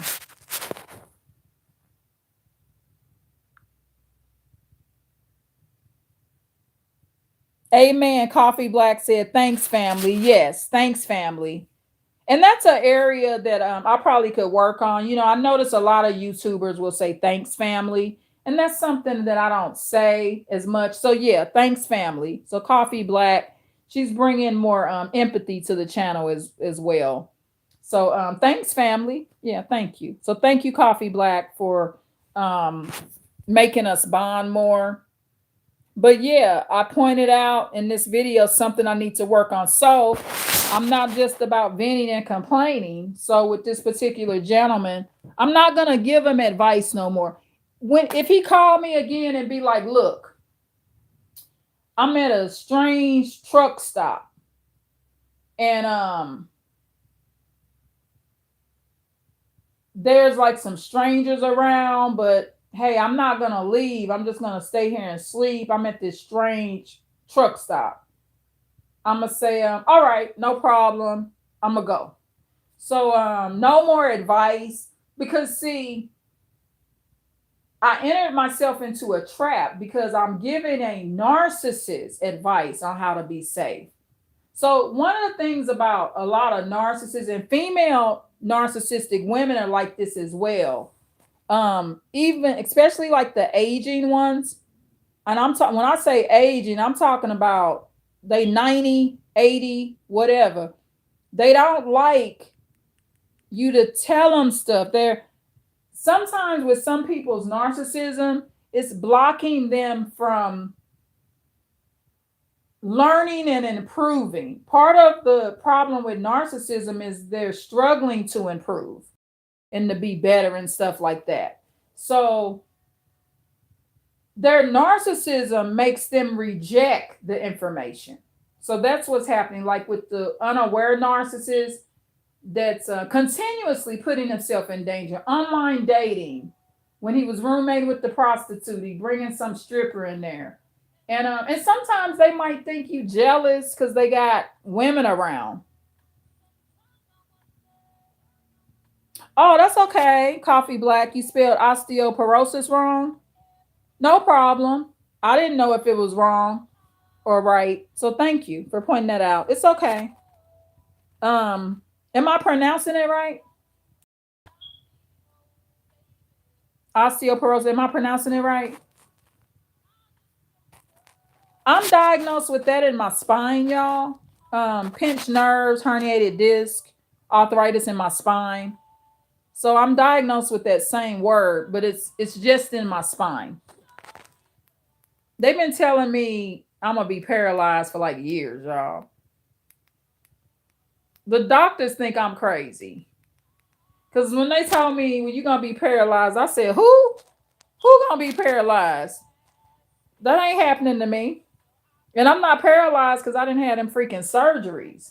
And I know the correct sleeping position. I just can't sleep on my stomach. Um, Stay hydrated, stuff like that. I'm not gonna be paralyzed. I know about magnesium too. I know about walks. All you gotta do is keep the nerves active. And not had a surgery, yeah, but they told me that a bunch of times. Talking about they told me that when I was pregnant one time. Oh, you're gonna be in a wheelchair. I said, nah, dog. What? You need to go get another patient, right? Because ain't none of that shit happening to me. And that was decades and decades ago. And I'm still not paralyzed. Will it give me a little trouble sometimes? Yeah. But check this out. When the disc hurt in the lower spine, shit, I go get me a real tight motherfucking girdle and I'm cool. I put that shit back, right? So I'm not gonna be paralyzed. Now, did it appear that that could happen? Yeah. One time, my legs, I couldn't use my legs and I had to crawl to the phone to call my job, to call in to work. Yeah, it fucked me up a few times. It did, but it's temporary, right? And I was able to figure out how to stop that from happening. So that ain't happened no more. So I'm good. It caused me some problems, but I keep a journal and yeah, it just ain't happened. I'm not paralyzed. I went through the chiropractic care, physical therapy. I take magnesium, I walk. Um One of the activities I don't do is extreme stretching. Like I know not to mess with yoga and I know not to do that jumping up shit, right? Because you know the disc and the herniated disc and pinched nerves is kind of sensitive. So I may walk, jog, but not run. I know not to mess with it too much, right? But I still get my exercise. But yeah, that's how I talk to doctors. So if a doctor tell me, Miss Irene, you're gonna be blind by next week, right? See, because for that shit to happen to you in that way, that's different than like walking up the street, going in the wrong bar when you know there's shootouts at night, right? That's different. But if a doctor tell me, Miss Irene, you're gonna be blind by next week, I'm gonna say, who you talking to, dog? I'm gonna be blind by next week. You tripping, man. You that's not happening to me. So when it comes to health stuff, I definitely put a positive energy out, but I'm realistic, right? So that type of energy does not apply to dangerous situations because there's many death dates, right? So if I go to an area where I know they do a lot of shooting, I can get shot. It's more realistic. But it ain't realistic that I'm going to be blind by next week. That's just not realistic. For one, it's too much stuff to prevent blindness now. I'm going to be blind next week if I don't get my cataract surgery, right? Stuff like that. Like, and then I'm going to catch it ahead of time. I'm going to be like, doctor, I can't be blind. I'll upload on YouTube, dog. The fuck you talking about, man? And they just laugh at me. You know, doctors think I'm kind of crazy as hell. They laugh, y'all. And you know why they laugh? Because they know that the shit they telling me gonna happen ain't happening. Yeah, they know that. They know my kind. See, because I have a lot of adrenaline. Another reason the stuff don't happen to me, y'all, I'm gonna tell you another secret. I go to the hospital. See, people that don't go to the emergency department, they they stay in clinics. See, I'm not addicted to clinics. I like hospitals. So I'm not gonna be blind. If a doctor, if somebody in the clinic say, Miss Irene, you're gonna be blind next week, I'm gonna go into the emergency department and I'm gonna tell them what the doctor said. That's where I go to snitch. I go to the emergency department and I tell some doctor, I always get me a real fine white man, right? And I go to the emergency department and I say, look here, handsome, the clinic say I'm gonna be blind by next week. What do I do? So the white handsome doctor, he say, wait right here, beautiful. And he goes in his cabinet and he brings a IV in and he puts some medication in that IV and he say, beautiful, you're gonna be fine. You're not gonna be blind. So see, the reason none of that shit happens to me, I'm gonna be paralyzed. I could potentially go blind. That ain't happening. I'm talking the paralyzations because I go to the emergency department. And what they do, they shoot you up with some steroid, right? So, like one time I had back spasms. If I just went to the clinic, I still be having them. I went to the hospital. They put some in my vein. They put the steroid in my vein. I ain't never had another back spasm. Not where I could feel it. You can have back spasms all the time and not feel it, but I ain't felt it. Because I believe in emergency departments. Go to the hospital. That's where your cure is at. Not in the clinic. The clinic, they ain't rolling around no IV pole and shooting shit in the vein. They writing prescriptions. Have them shoot that shit in your vein and you good. So that's why it don't happen to me, because I go to the clinic too. But a lot of times I will go to the emergency department first. And if I go to the clinic first and they ain't fixing my problem, I go to the emergency department to snitch and say, look here, it ain't working. And then them fine white men take care of me because I'm a snitch. And they say, you right, Miss Irene, you're not going to be paralyzed. You too damn fine to be paralyzed, sis. Look at you, looking all good. So that's the type of doctors I deal with. Them fine ass white men, they want me coming in there walking. They're not as turned on when a motherfucker in a wheelchair saying they handsome, right? So they want me walking. So that's how I do things. But yeah, and I do have some troubles with my pinched nerves and stuff. But you know what? If I reduce my stress level, I'm fine. I sure am. So let me see what the comment says. Coffee Black says, laugh out loud. Yeah.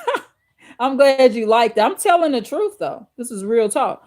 So Natalie says, I was reading an article on eye help, AREDS, AREDS 2 formula mini gets. Let me screenshot that. Because shit, a doctor might tell me, for real, I'm going to be blind next week.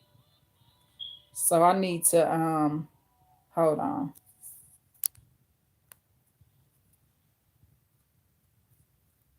Let me see. Hold on.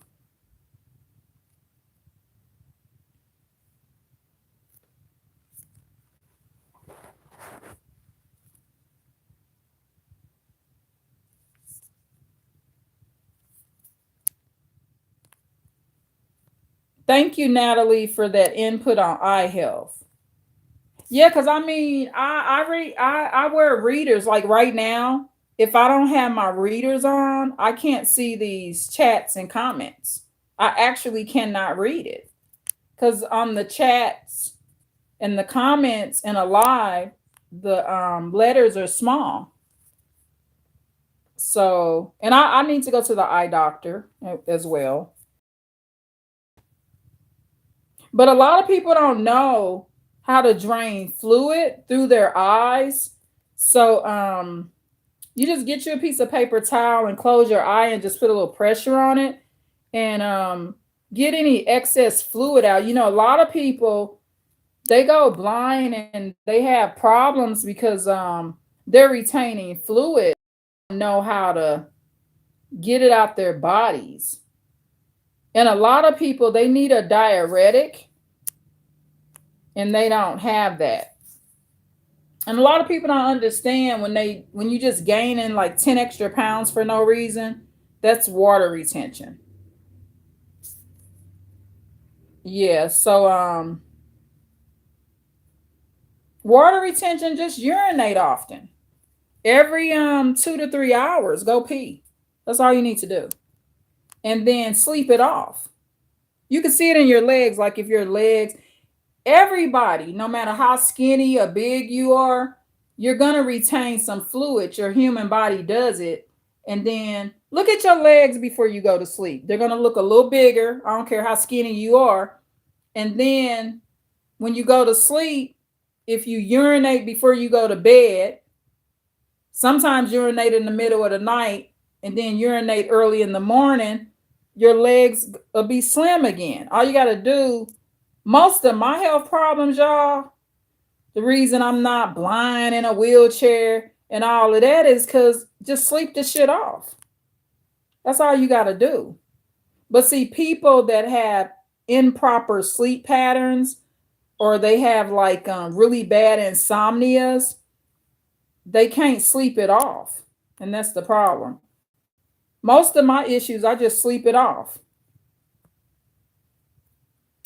I was told to have all kind of surgeries on my back. The neuroscience doctor, you know what he told me? He said that if he kept me in his office, I would run all his clients off.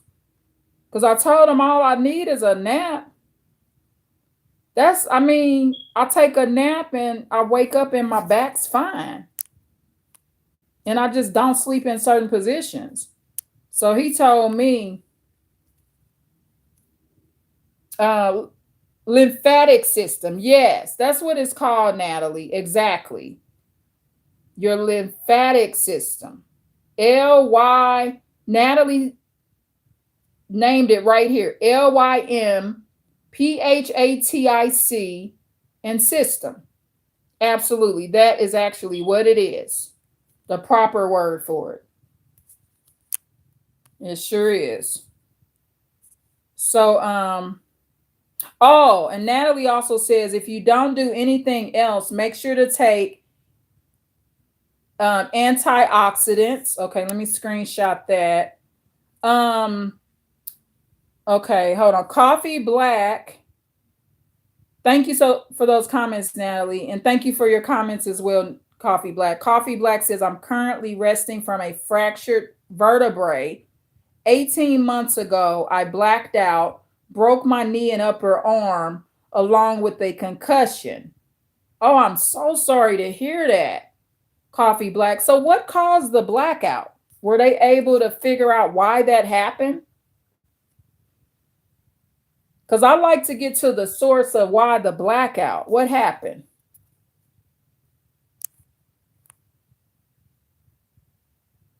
Then Natalie says she takes Nature's Way dandelion roots, traditional diuretic herb. Yes.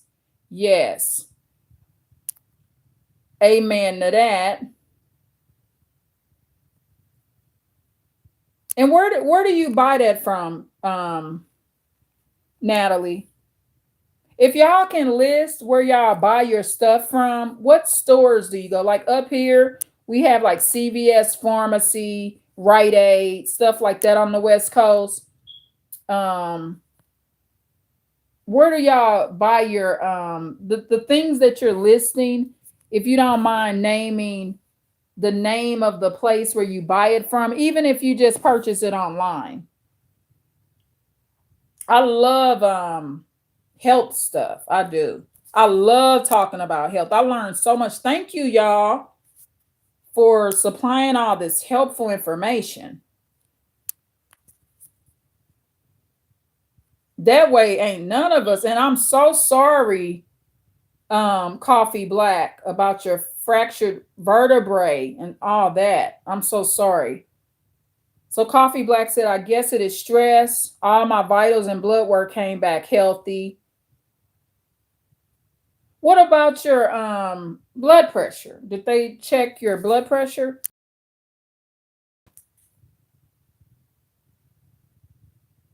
What was your blood pressure like?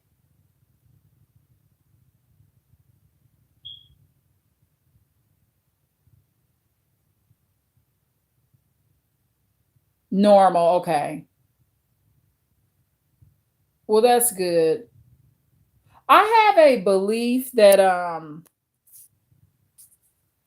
I believe that stress thing is a form of blame shifting that they use. See, if they say that it's just stress, or if you feel it's just stress,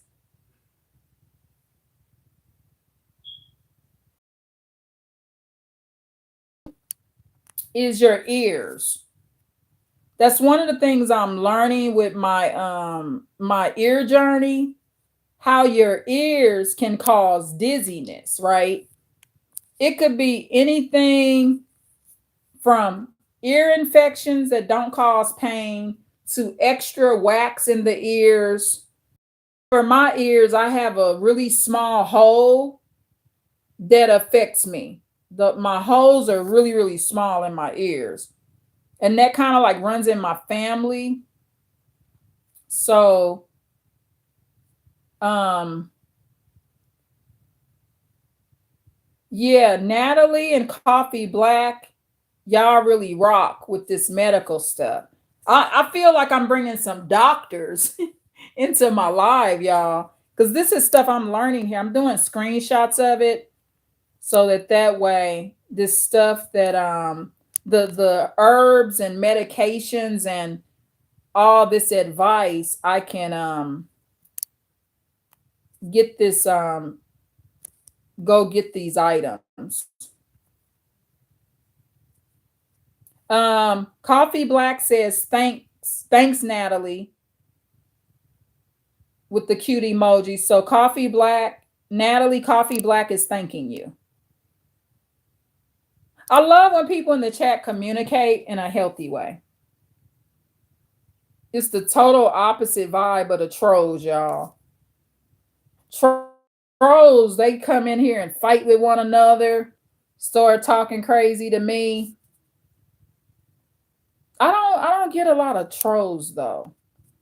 And I mean, they come in. I don't set the stage for trolls. For one, my channel is a smaller platform compared to the bigger platforms, but trolls still will come here.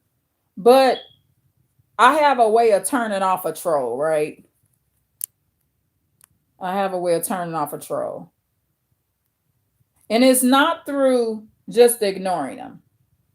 The ignoring the troll thing, that can make them feel like they can just bully you. So yeah, I don't get rid of people just from ignoring, but this is beautiful. So I'm doing screenshots so that I can go over and review the information. Oh, can y'all put in here what storage y'all go to buy this? Is it like oh, okay. Natalie says Vita Coast, Amazon, Monterey Bay Herb Company. Okay, so thank you. So I didn't know about any of that. We got all this advanced insight coming in here today. It's gonna really help people. Sure is.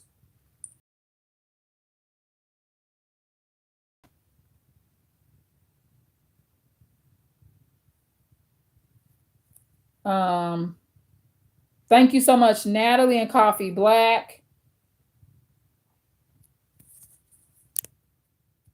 That's why I know I did the right thing by starting this channel. I know I did the right thing. And I'm glad, I'm glad the way I think, is beautiful. A lot of people, I think when I named my channel Advanced Insight Channel, I think at first I suffered with getting subscribers right away, right? But I wasn't saying I'm advanced. I'm saying that when I start this channel, I'm putting the energy in the channel. So when I name it Advanced Insight Channel, it's advanced insight, which is nothing but positive information that is above just the norm, right? So I think once people realized, that that's the way I think, just by kind of listening to me, I think it helped people be more comfortable with the name. Because I think the name itself may have been kind of slightly intimidating. However, this is advanced insight because of what I'm learning. And Coffee Black, stress, reduce your stress. And I'm so glad that you made it through it. Yeah. But just don't allow the stress scenario to always be what it is.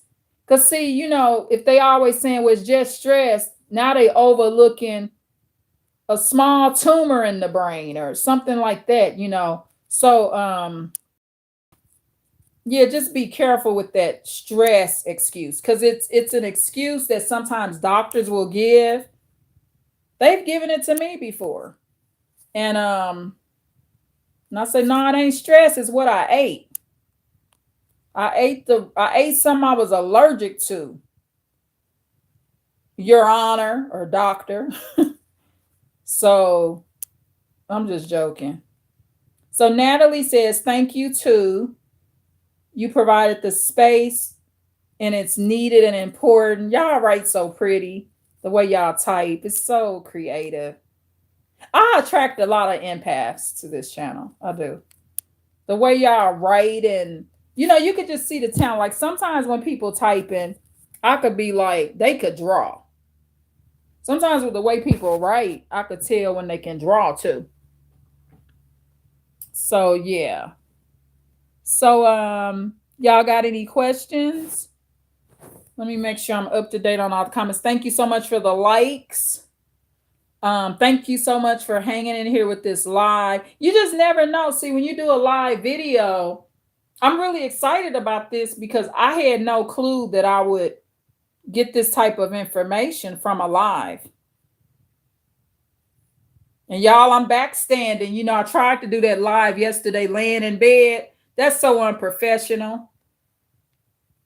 I got to be in my makeshift studio over in this corner because we ended up talking about health. I wouldn't have had this St. John's wort in my bed with me. I mean, yeah, so I'll do the laying in bed video every blue moon, but I wasn't comfortable. It's just unprofessional. My videos are not the same quality. I got a setup in my makeshift studio where I have access to things too. My chargers, my music devices, my speakers. Yeah. Oh, Natalie says, make sure to put your podcast on Spotify if you can, and you have the perfect voice for meditation. Oh, thank you. So, how do I don't know how to put anything on Spotify. I guess I would have to learn that. Let me screenshot that too. I don't know how to do that, Natalie, but I guess I could learn. So this live would go on Spotify? How does that work? So here I'm on YouTube. So I would download this video to Spotify. Is that how it works, Natalie? Thanks for the heart, Natalie. And then thank you so much for the hearts. And let me see if Coffee Black did that as well. So I'll make sure I don't miss Coffee Black's hearts and stuff. If okay. Yeah, because I've heard about Spotify. So I'll look it up. I'll check that out.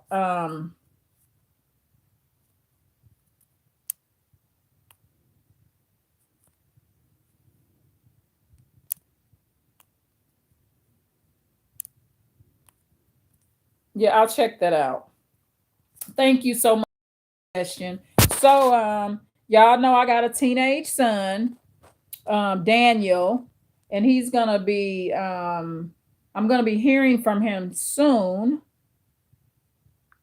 Um Hopefully I'm offering enough diversity to the channel where I'm offering the soap opera saga that goes on with the sociopathic white female.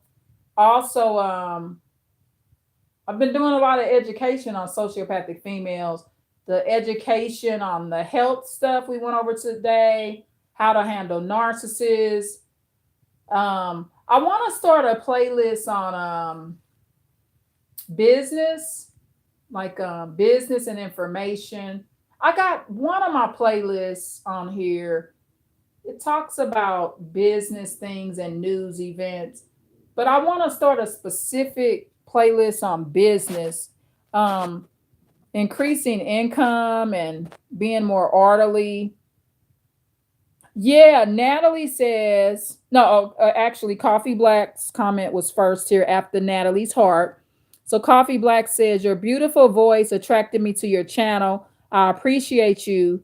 YouTube is lucky to have you. And I got 1, 2, 3, 4, 5, 6, 8 hearts. Thank you for that, Coffee Black. I appreciate you. I think my voice is deep and kind of hoarse. You know, I've been on the phone before and they be like, especially if I'm having asthma issues, they'll be like, hold on, sir. Like, sir, my asthma, that fucked up. So, yeah, thank you for that, Coffee Black.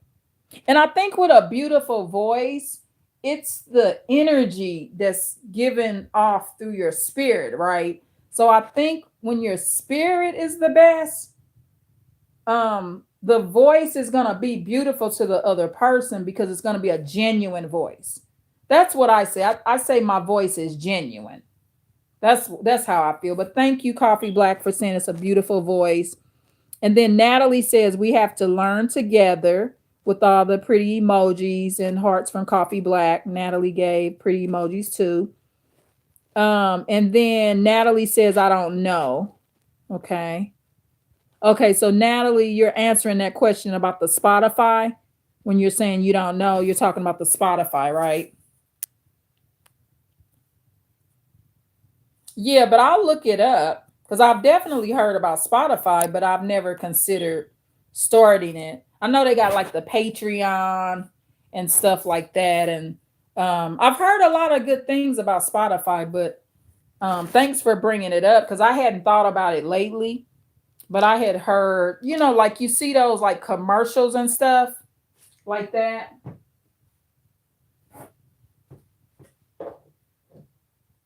So yeah, I keep that St. John's wort there. So I'll be coming back for another live.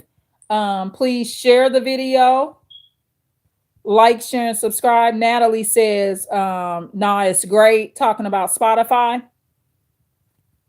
Is that what you're talking about, Natalie?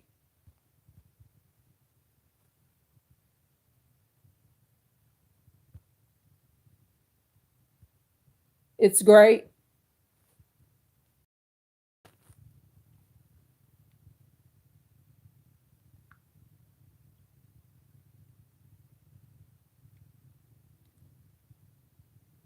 And remember, y'all, when y'all on this channel, you're never wasting time because you can hook it up to a speaker and be doing your household chores and stuff too. I do that when I'm on lives too. When I'm on other people live videos, um, I can listen um, and still be getting stuff done in the house. So never forget that. This channel does not hold you back from getting anything done. If you drive in your vehicle, you can listen. Remember, this is kind of like a radio show. Okay. So you can listen and be doing your stuff. So don't ever feel like here, just remember you can do that. That way, and I had to remember that too when I'm on people lives, because at some point I would take a break off people live videos because I didn't get my dishes and chores done. But then I had to learn that I could have been doing that, doing those chores while I'm listening to the live. So remember to do that, because this ain't hindering Insight Channel. So what I never want to do is hinder people. I can't do a bunch of stuff and be doing a live, but I can be listening to lives.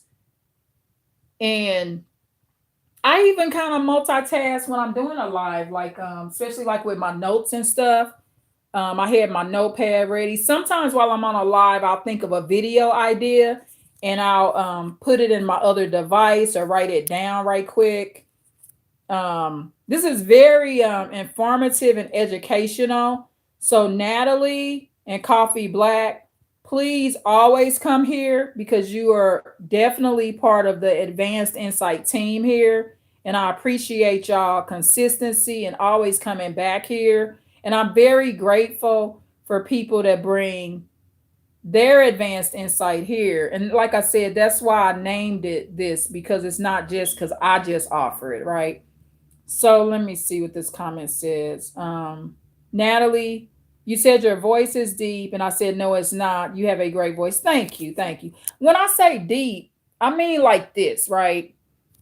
If my asthma's taken care of, it's not that deep. But you know, like, okay, I listen to YouTubers. I'm gonna give you a perfect example.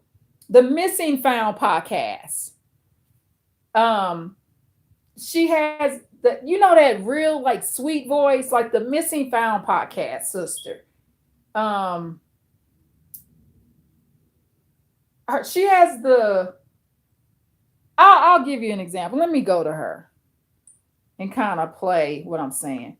She got the. I guess it's a delicate voice. Her voice is not as deep as mine, so I'm gonna let you hear it because she got a pretty voice to me on the Missing Found podcast. But the thing is, we got two different type of voices, right? I think her name's Jaden Harlow. So it's that real, like that don't harm her voice type voice. It's not a fake voice, but it's so delicate and pretty. Like I get that y'all saying my voice is pretty too. Um so I get Natalie is saying that. I'm gonna give you an example of this type of voice, of what kind of voice I think is real pretty too. And it's real angelic like. So listen to this. The Missing Found podcast. She uploads a video like every 3 months or so. So I'm gonna let you hear her. Oh, and when she does her scripture at the end, y'all, is so pretty. So listen. Wait till you hear her voice. Jaden Harlow, I think is her name.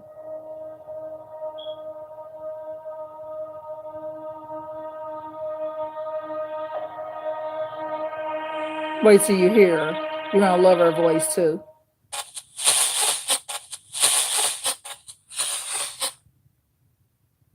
Tonight's case is a little different than our usual.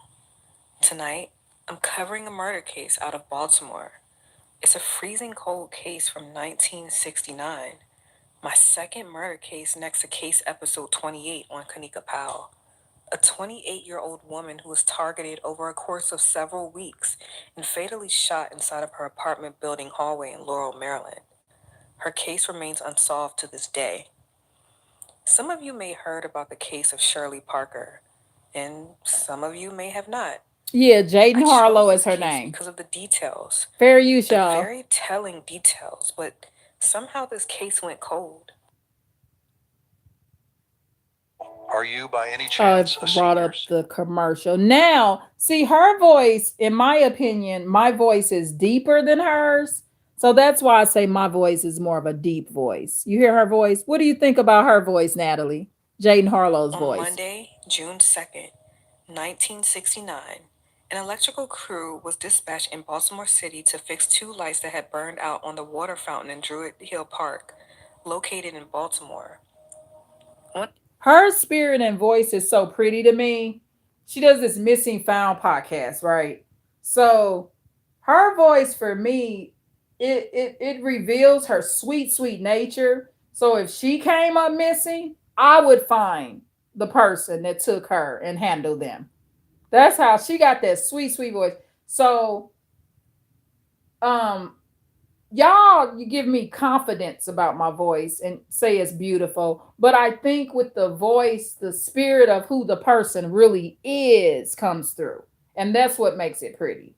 But I hope that makes sense. Jaden Harlow's voice in this video, my voice is much deeper. um my voice is probably to me louder in some sense, but not ghetto loud, but my voice, um oh, one sister told me this one time. She said I have an authoritative voice. Yeah. So that's what it is. An authoritative voice can be a pretty voice too, but I just wanted you to hear Jaden Harlow so you can know what I mean by my voice is deep. So One of the yeah. electricians had to climb a ladder to access the top fountain when he made a Y'all shocking and hear gruesome what y'all think discovery: about Jaden Harlow's a voice? decomposed body that was face down in 2 feet deep water, still dressed in clothing. The body had reached. When she speaks about the case in her cases, you can hear her empathy in her voice. Oh, okay. So Natalie says, I think she's trained to talk like that by using her facial expressions when talking. Oh, okay. Don't show her face, so I have no clue as to what she looks like. So, okay, Natalie, explain that more. So, when you say she's trained to talk like that, who do you think trained her? Like she inherited her voice from her mother or father? Yeah, so elaborate on that more, Natalie. Trained to talk like that. So, who do you think trained her? Like, getting that from college or just upbringing. Yeah, she does have a nice voice. But okay, when you say her voice is like trained to talk like that, see, my voice has a lot of different elements to it, and it has its own independence. So I like how Natalie says a trained voice because it is. I mean, I would agree with that. She never curses. Yeah, I mean, and from what she's speaking about on her channel, it would be kind of inappropriate to curse, but some people cover crime cases and they do curse. So Natalie, from my perspective, when Natalie says Jaden Harlow's voice is kind of like a trained voice, some people would call a voice kind of monotone, where it's always at this certain type of pace, right? So, but Natalie, what do you mean by a trained voice? Trained by upbringing, school, what nature would the training have came from? Or her doing it for herself? Hopefully Natalie answers this because I'm curious just to learn.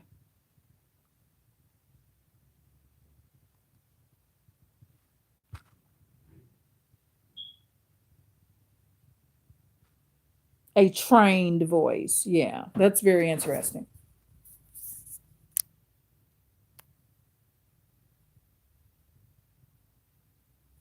Oh, okay. So a trained voice would mean she's practiced that on her own. So in Jaden Harlow's case on the Missing Found podcast, you think she's practiced that on her own, learned to be consistent.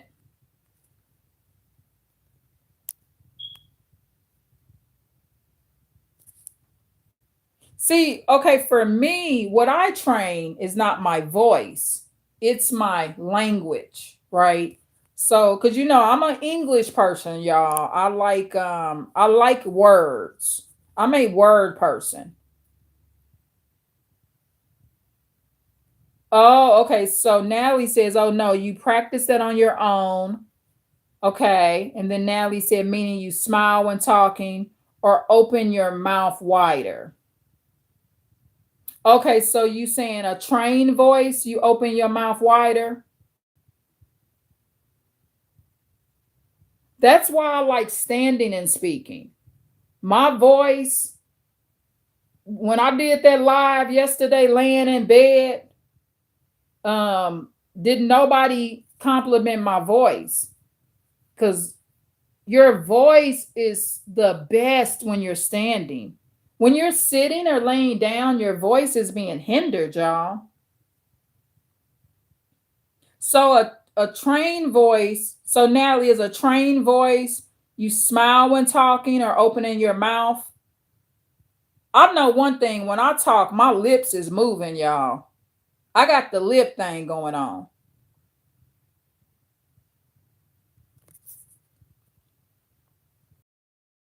Okay, so Natalie says to make sure your words come out clearer and more pronounced. Okay, that makes sense.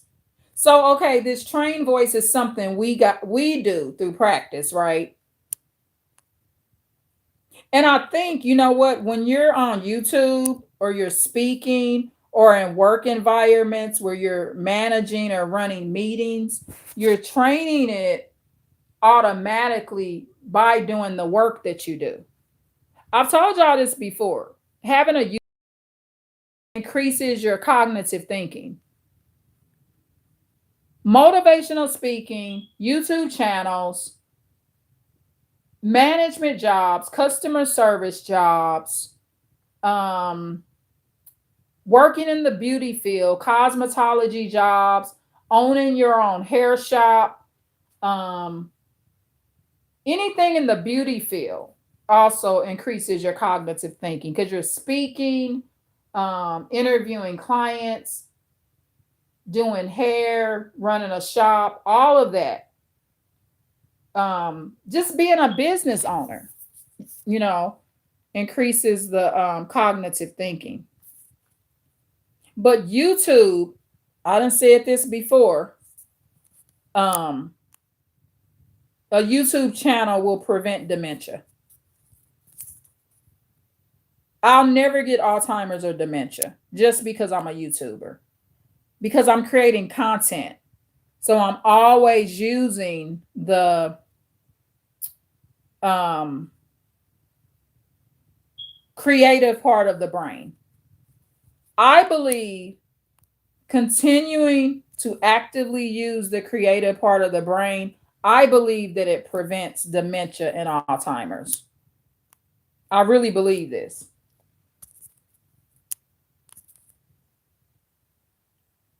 And not being on harsh medications and just watching, medications as well.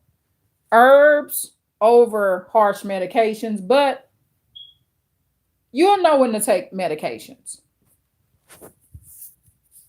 One of the reasons I'm not paralyzed is I take a prescription ibuprofen sometimes, 600 milligrams. So it gets rid of the inflammation in my spine, in my pinched nerves and herniated discs. So that's one of the reasons I can still walk. I don't take them often, but I take them as needed. So if that nerve in my back starts jumping around, I just take a prescription ibuprofen. I'd rather take a prescription 600 milligram ibuprofen every blue moon than to be in a wheelchair. It's not going to hurt me if I'm taking one every blue moon. And I urinate often and as I should. So yeah, so thank you for saying Jaden Harlow's voice is nice. And I like that, like Natalie said, a trained voice. So again, please like, share, and subscribe. And tune in for more right here with Advanced Insight channel. Make sure you share the video, y'all. You gotta share the video. That helps the views and the subscribers. And I'll keep uploading as long as people view it, as long as I don't care if 5 people view it. I'll keep uploading because that means that somebody was interested and I'm helping. And y'all help too. So Natalie and Coffee Black, I love y'all so much. And Coffee Black, I hope that your vertebrae and everything heal. You'll heal just at a certain point when it's appropriate. And just pray. I hope you have no more blackouts. And I pray that there's no more problems. And just create a health journal. So, because what I want, I don't want you to black out no more. I don't. It's a lot of food and drinks that I just don't mess with. And get proper rest too. Proper rest is a great thing. Oh yeah, Natalie, it's using facial expressions to train your voice. Your tone changes by using facial muscles with your mouth. Yeah, yeah. And that part, that's natural for me because I'm moving my lips and I talk probably outwardly instead of inwardly. It's kind of like when people sing, like singing outward, opening your mouth more so that the voice comes up and out. So it's like they're talking down. So it feels like their voice is going down in their esophagus and lungs. But I make sure I talk out. And I have to talk out. Bye, Natalie. I'm getting ready to get off here too. I have to talk outwardly because it helps with my asthma and strengthens my lungs. So please like, share, and subscribe. Tune in for more right here with the Advanced Insight channel. I enjoyed this live. Hopefully you did too. And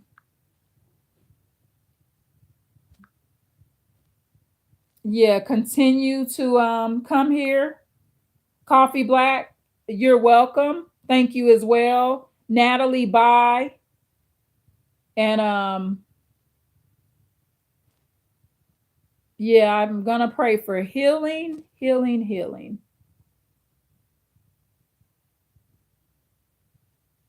Let me check the comments. Oh, Natalie, thank you for saying you'll look for other websites and lists as well. Thank you for this. Vita Coast, Amazon, Monterey Bay Herb Company.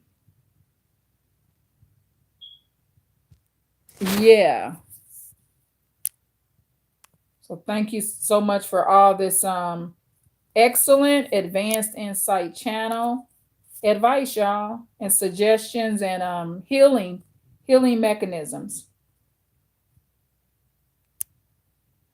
Natalie says complete healing to Coffee Black.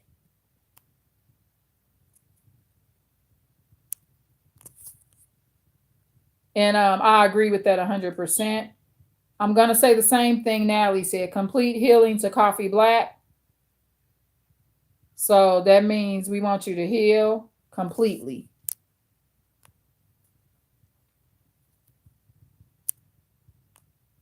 I'm making sure I do these screenshots so that I can reference back to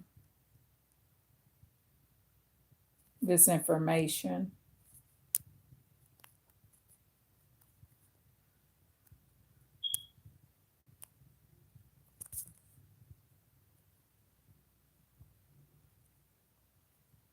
Hold on. Let me put on my break music here.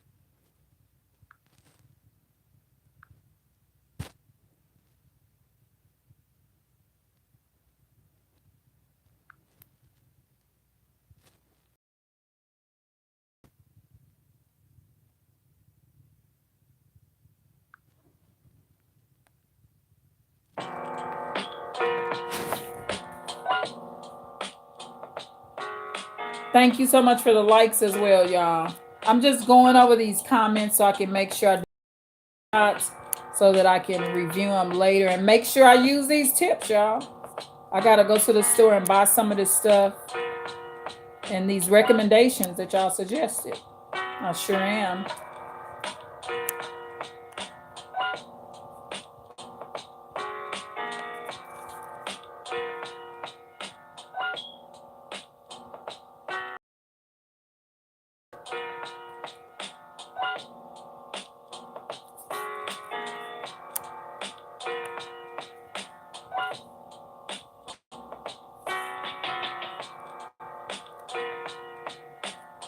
Oh, Coffee Black um, says thanks to Natalie. Okay. Thank you for that comment, Coffee Black. Hold on, I'm doing these screenshots. Y'all hear the break music?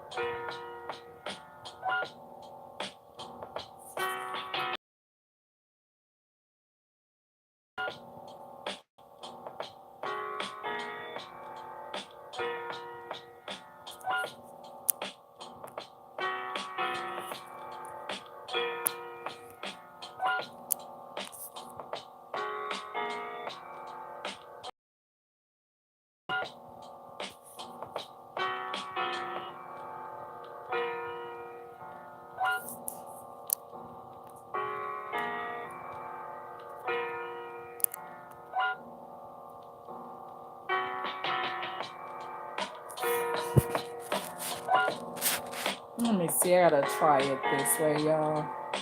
Um, I'm having issues with my screenshots because I think because my device is overheated, so I gotta kind of do it this way. So I want to make sure I have these suggestions here.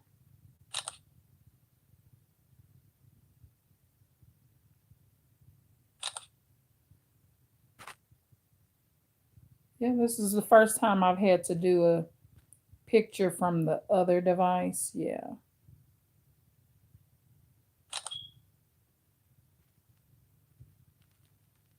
I might try to do this more often, huh? Okay.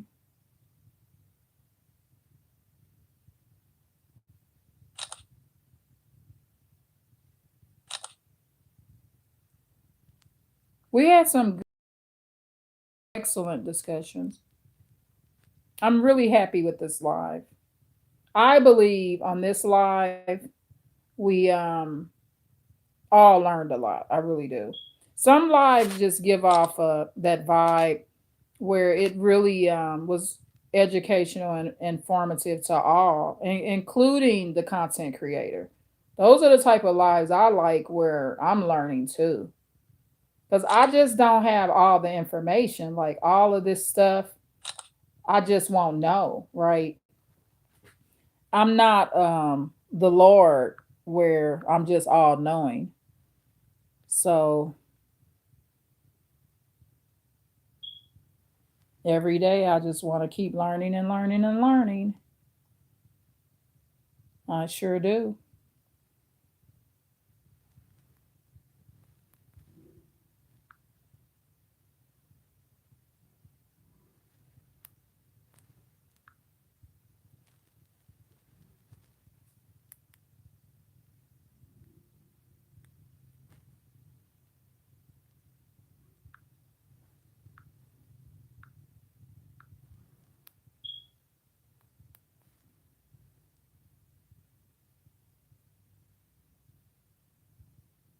I like that I've learned the skill, y'all, of looking out for myself more and the people that are around me, right?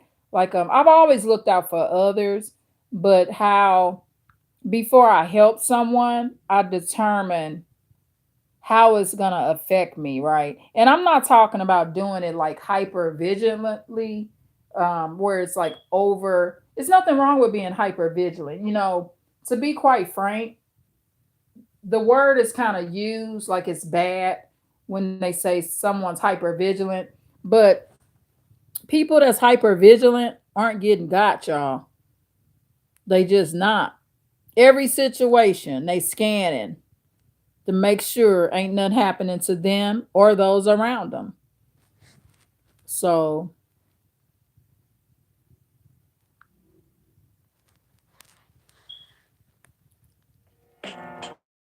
okay, so Natalie and Coffee Black, thank y'all so much. Tune in for more right here with the Advanced Insight channel. I appreciate y'all. Thank you. Bye.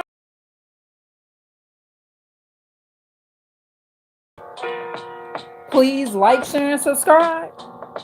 Thank you.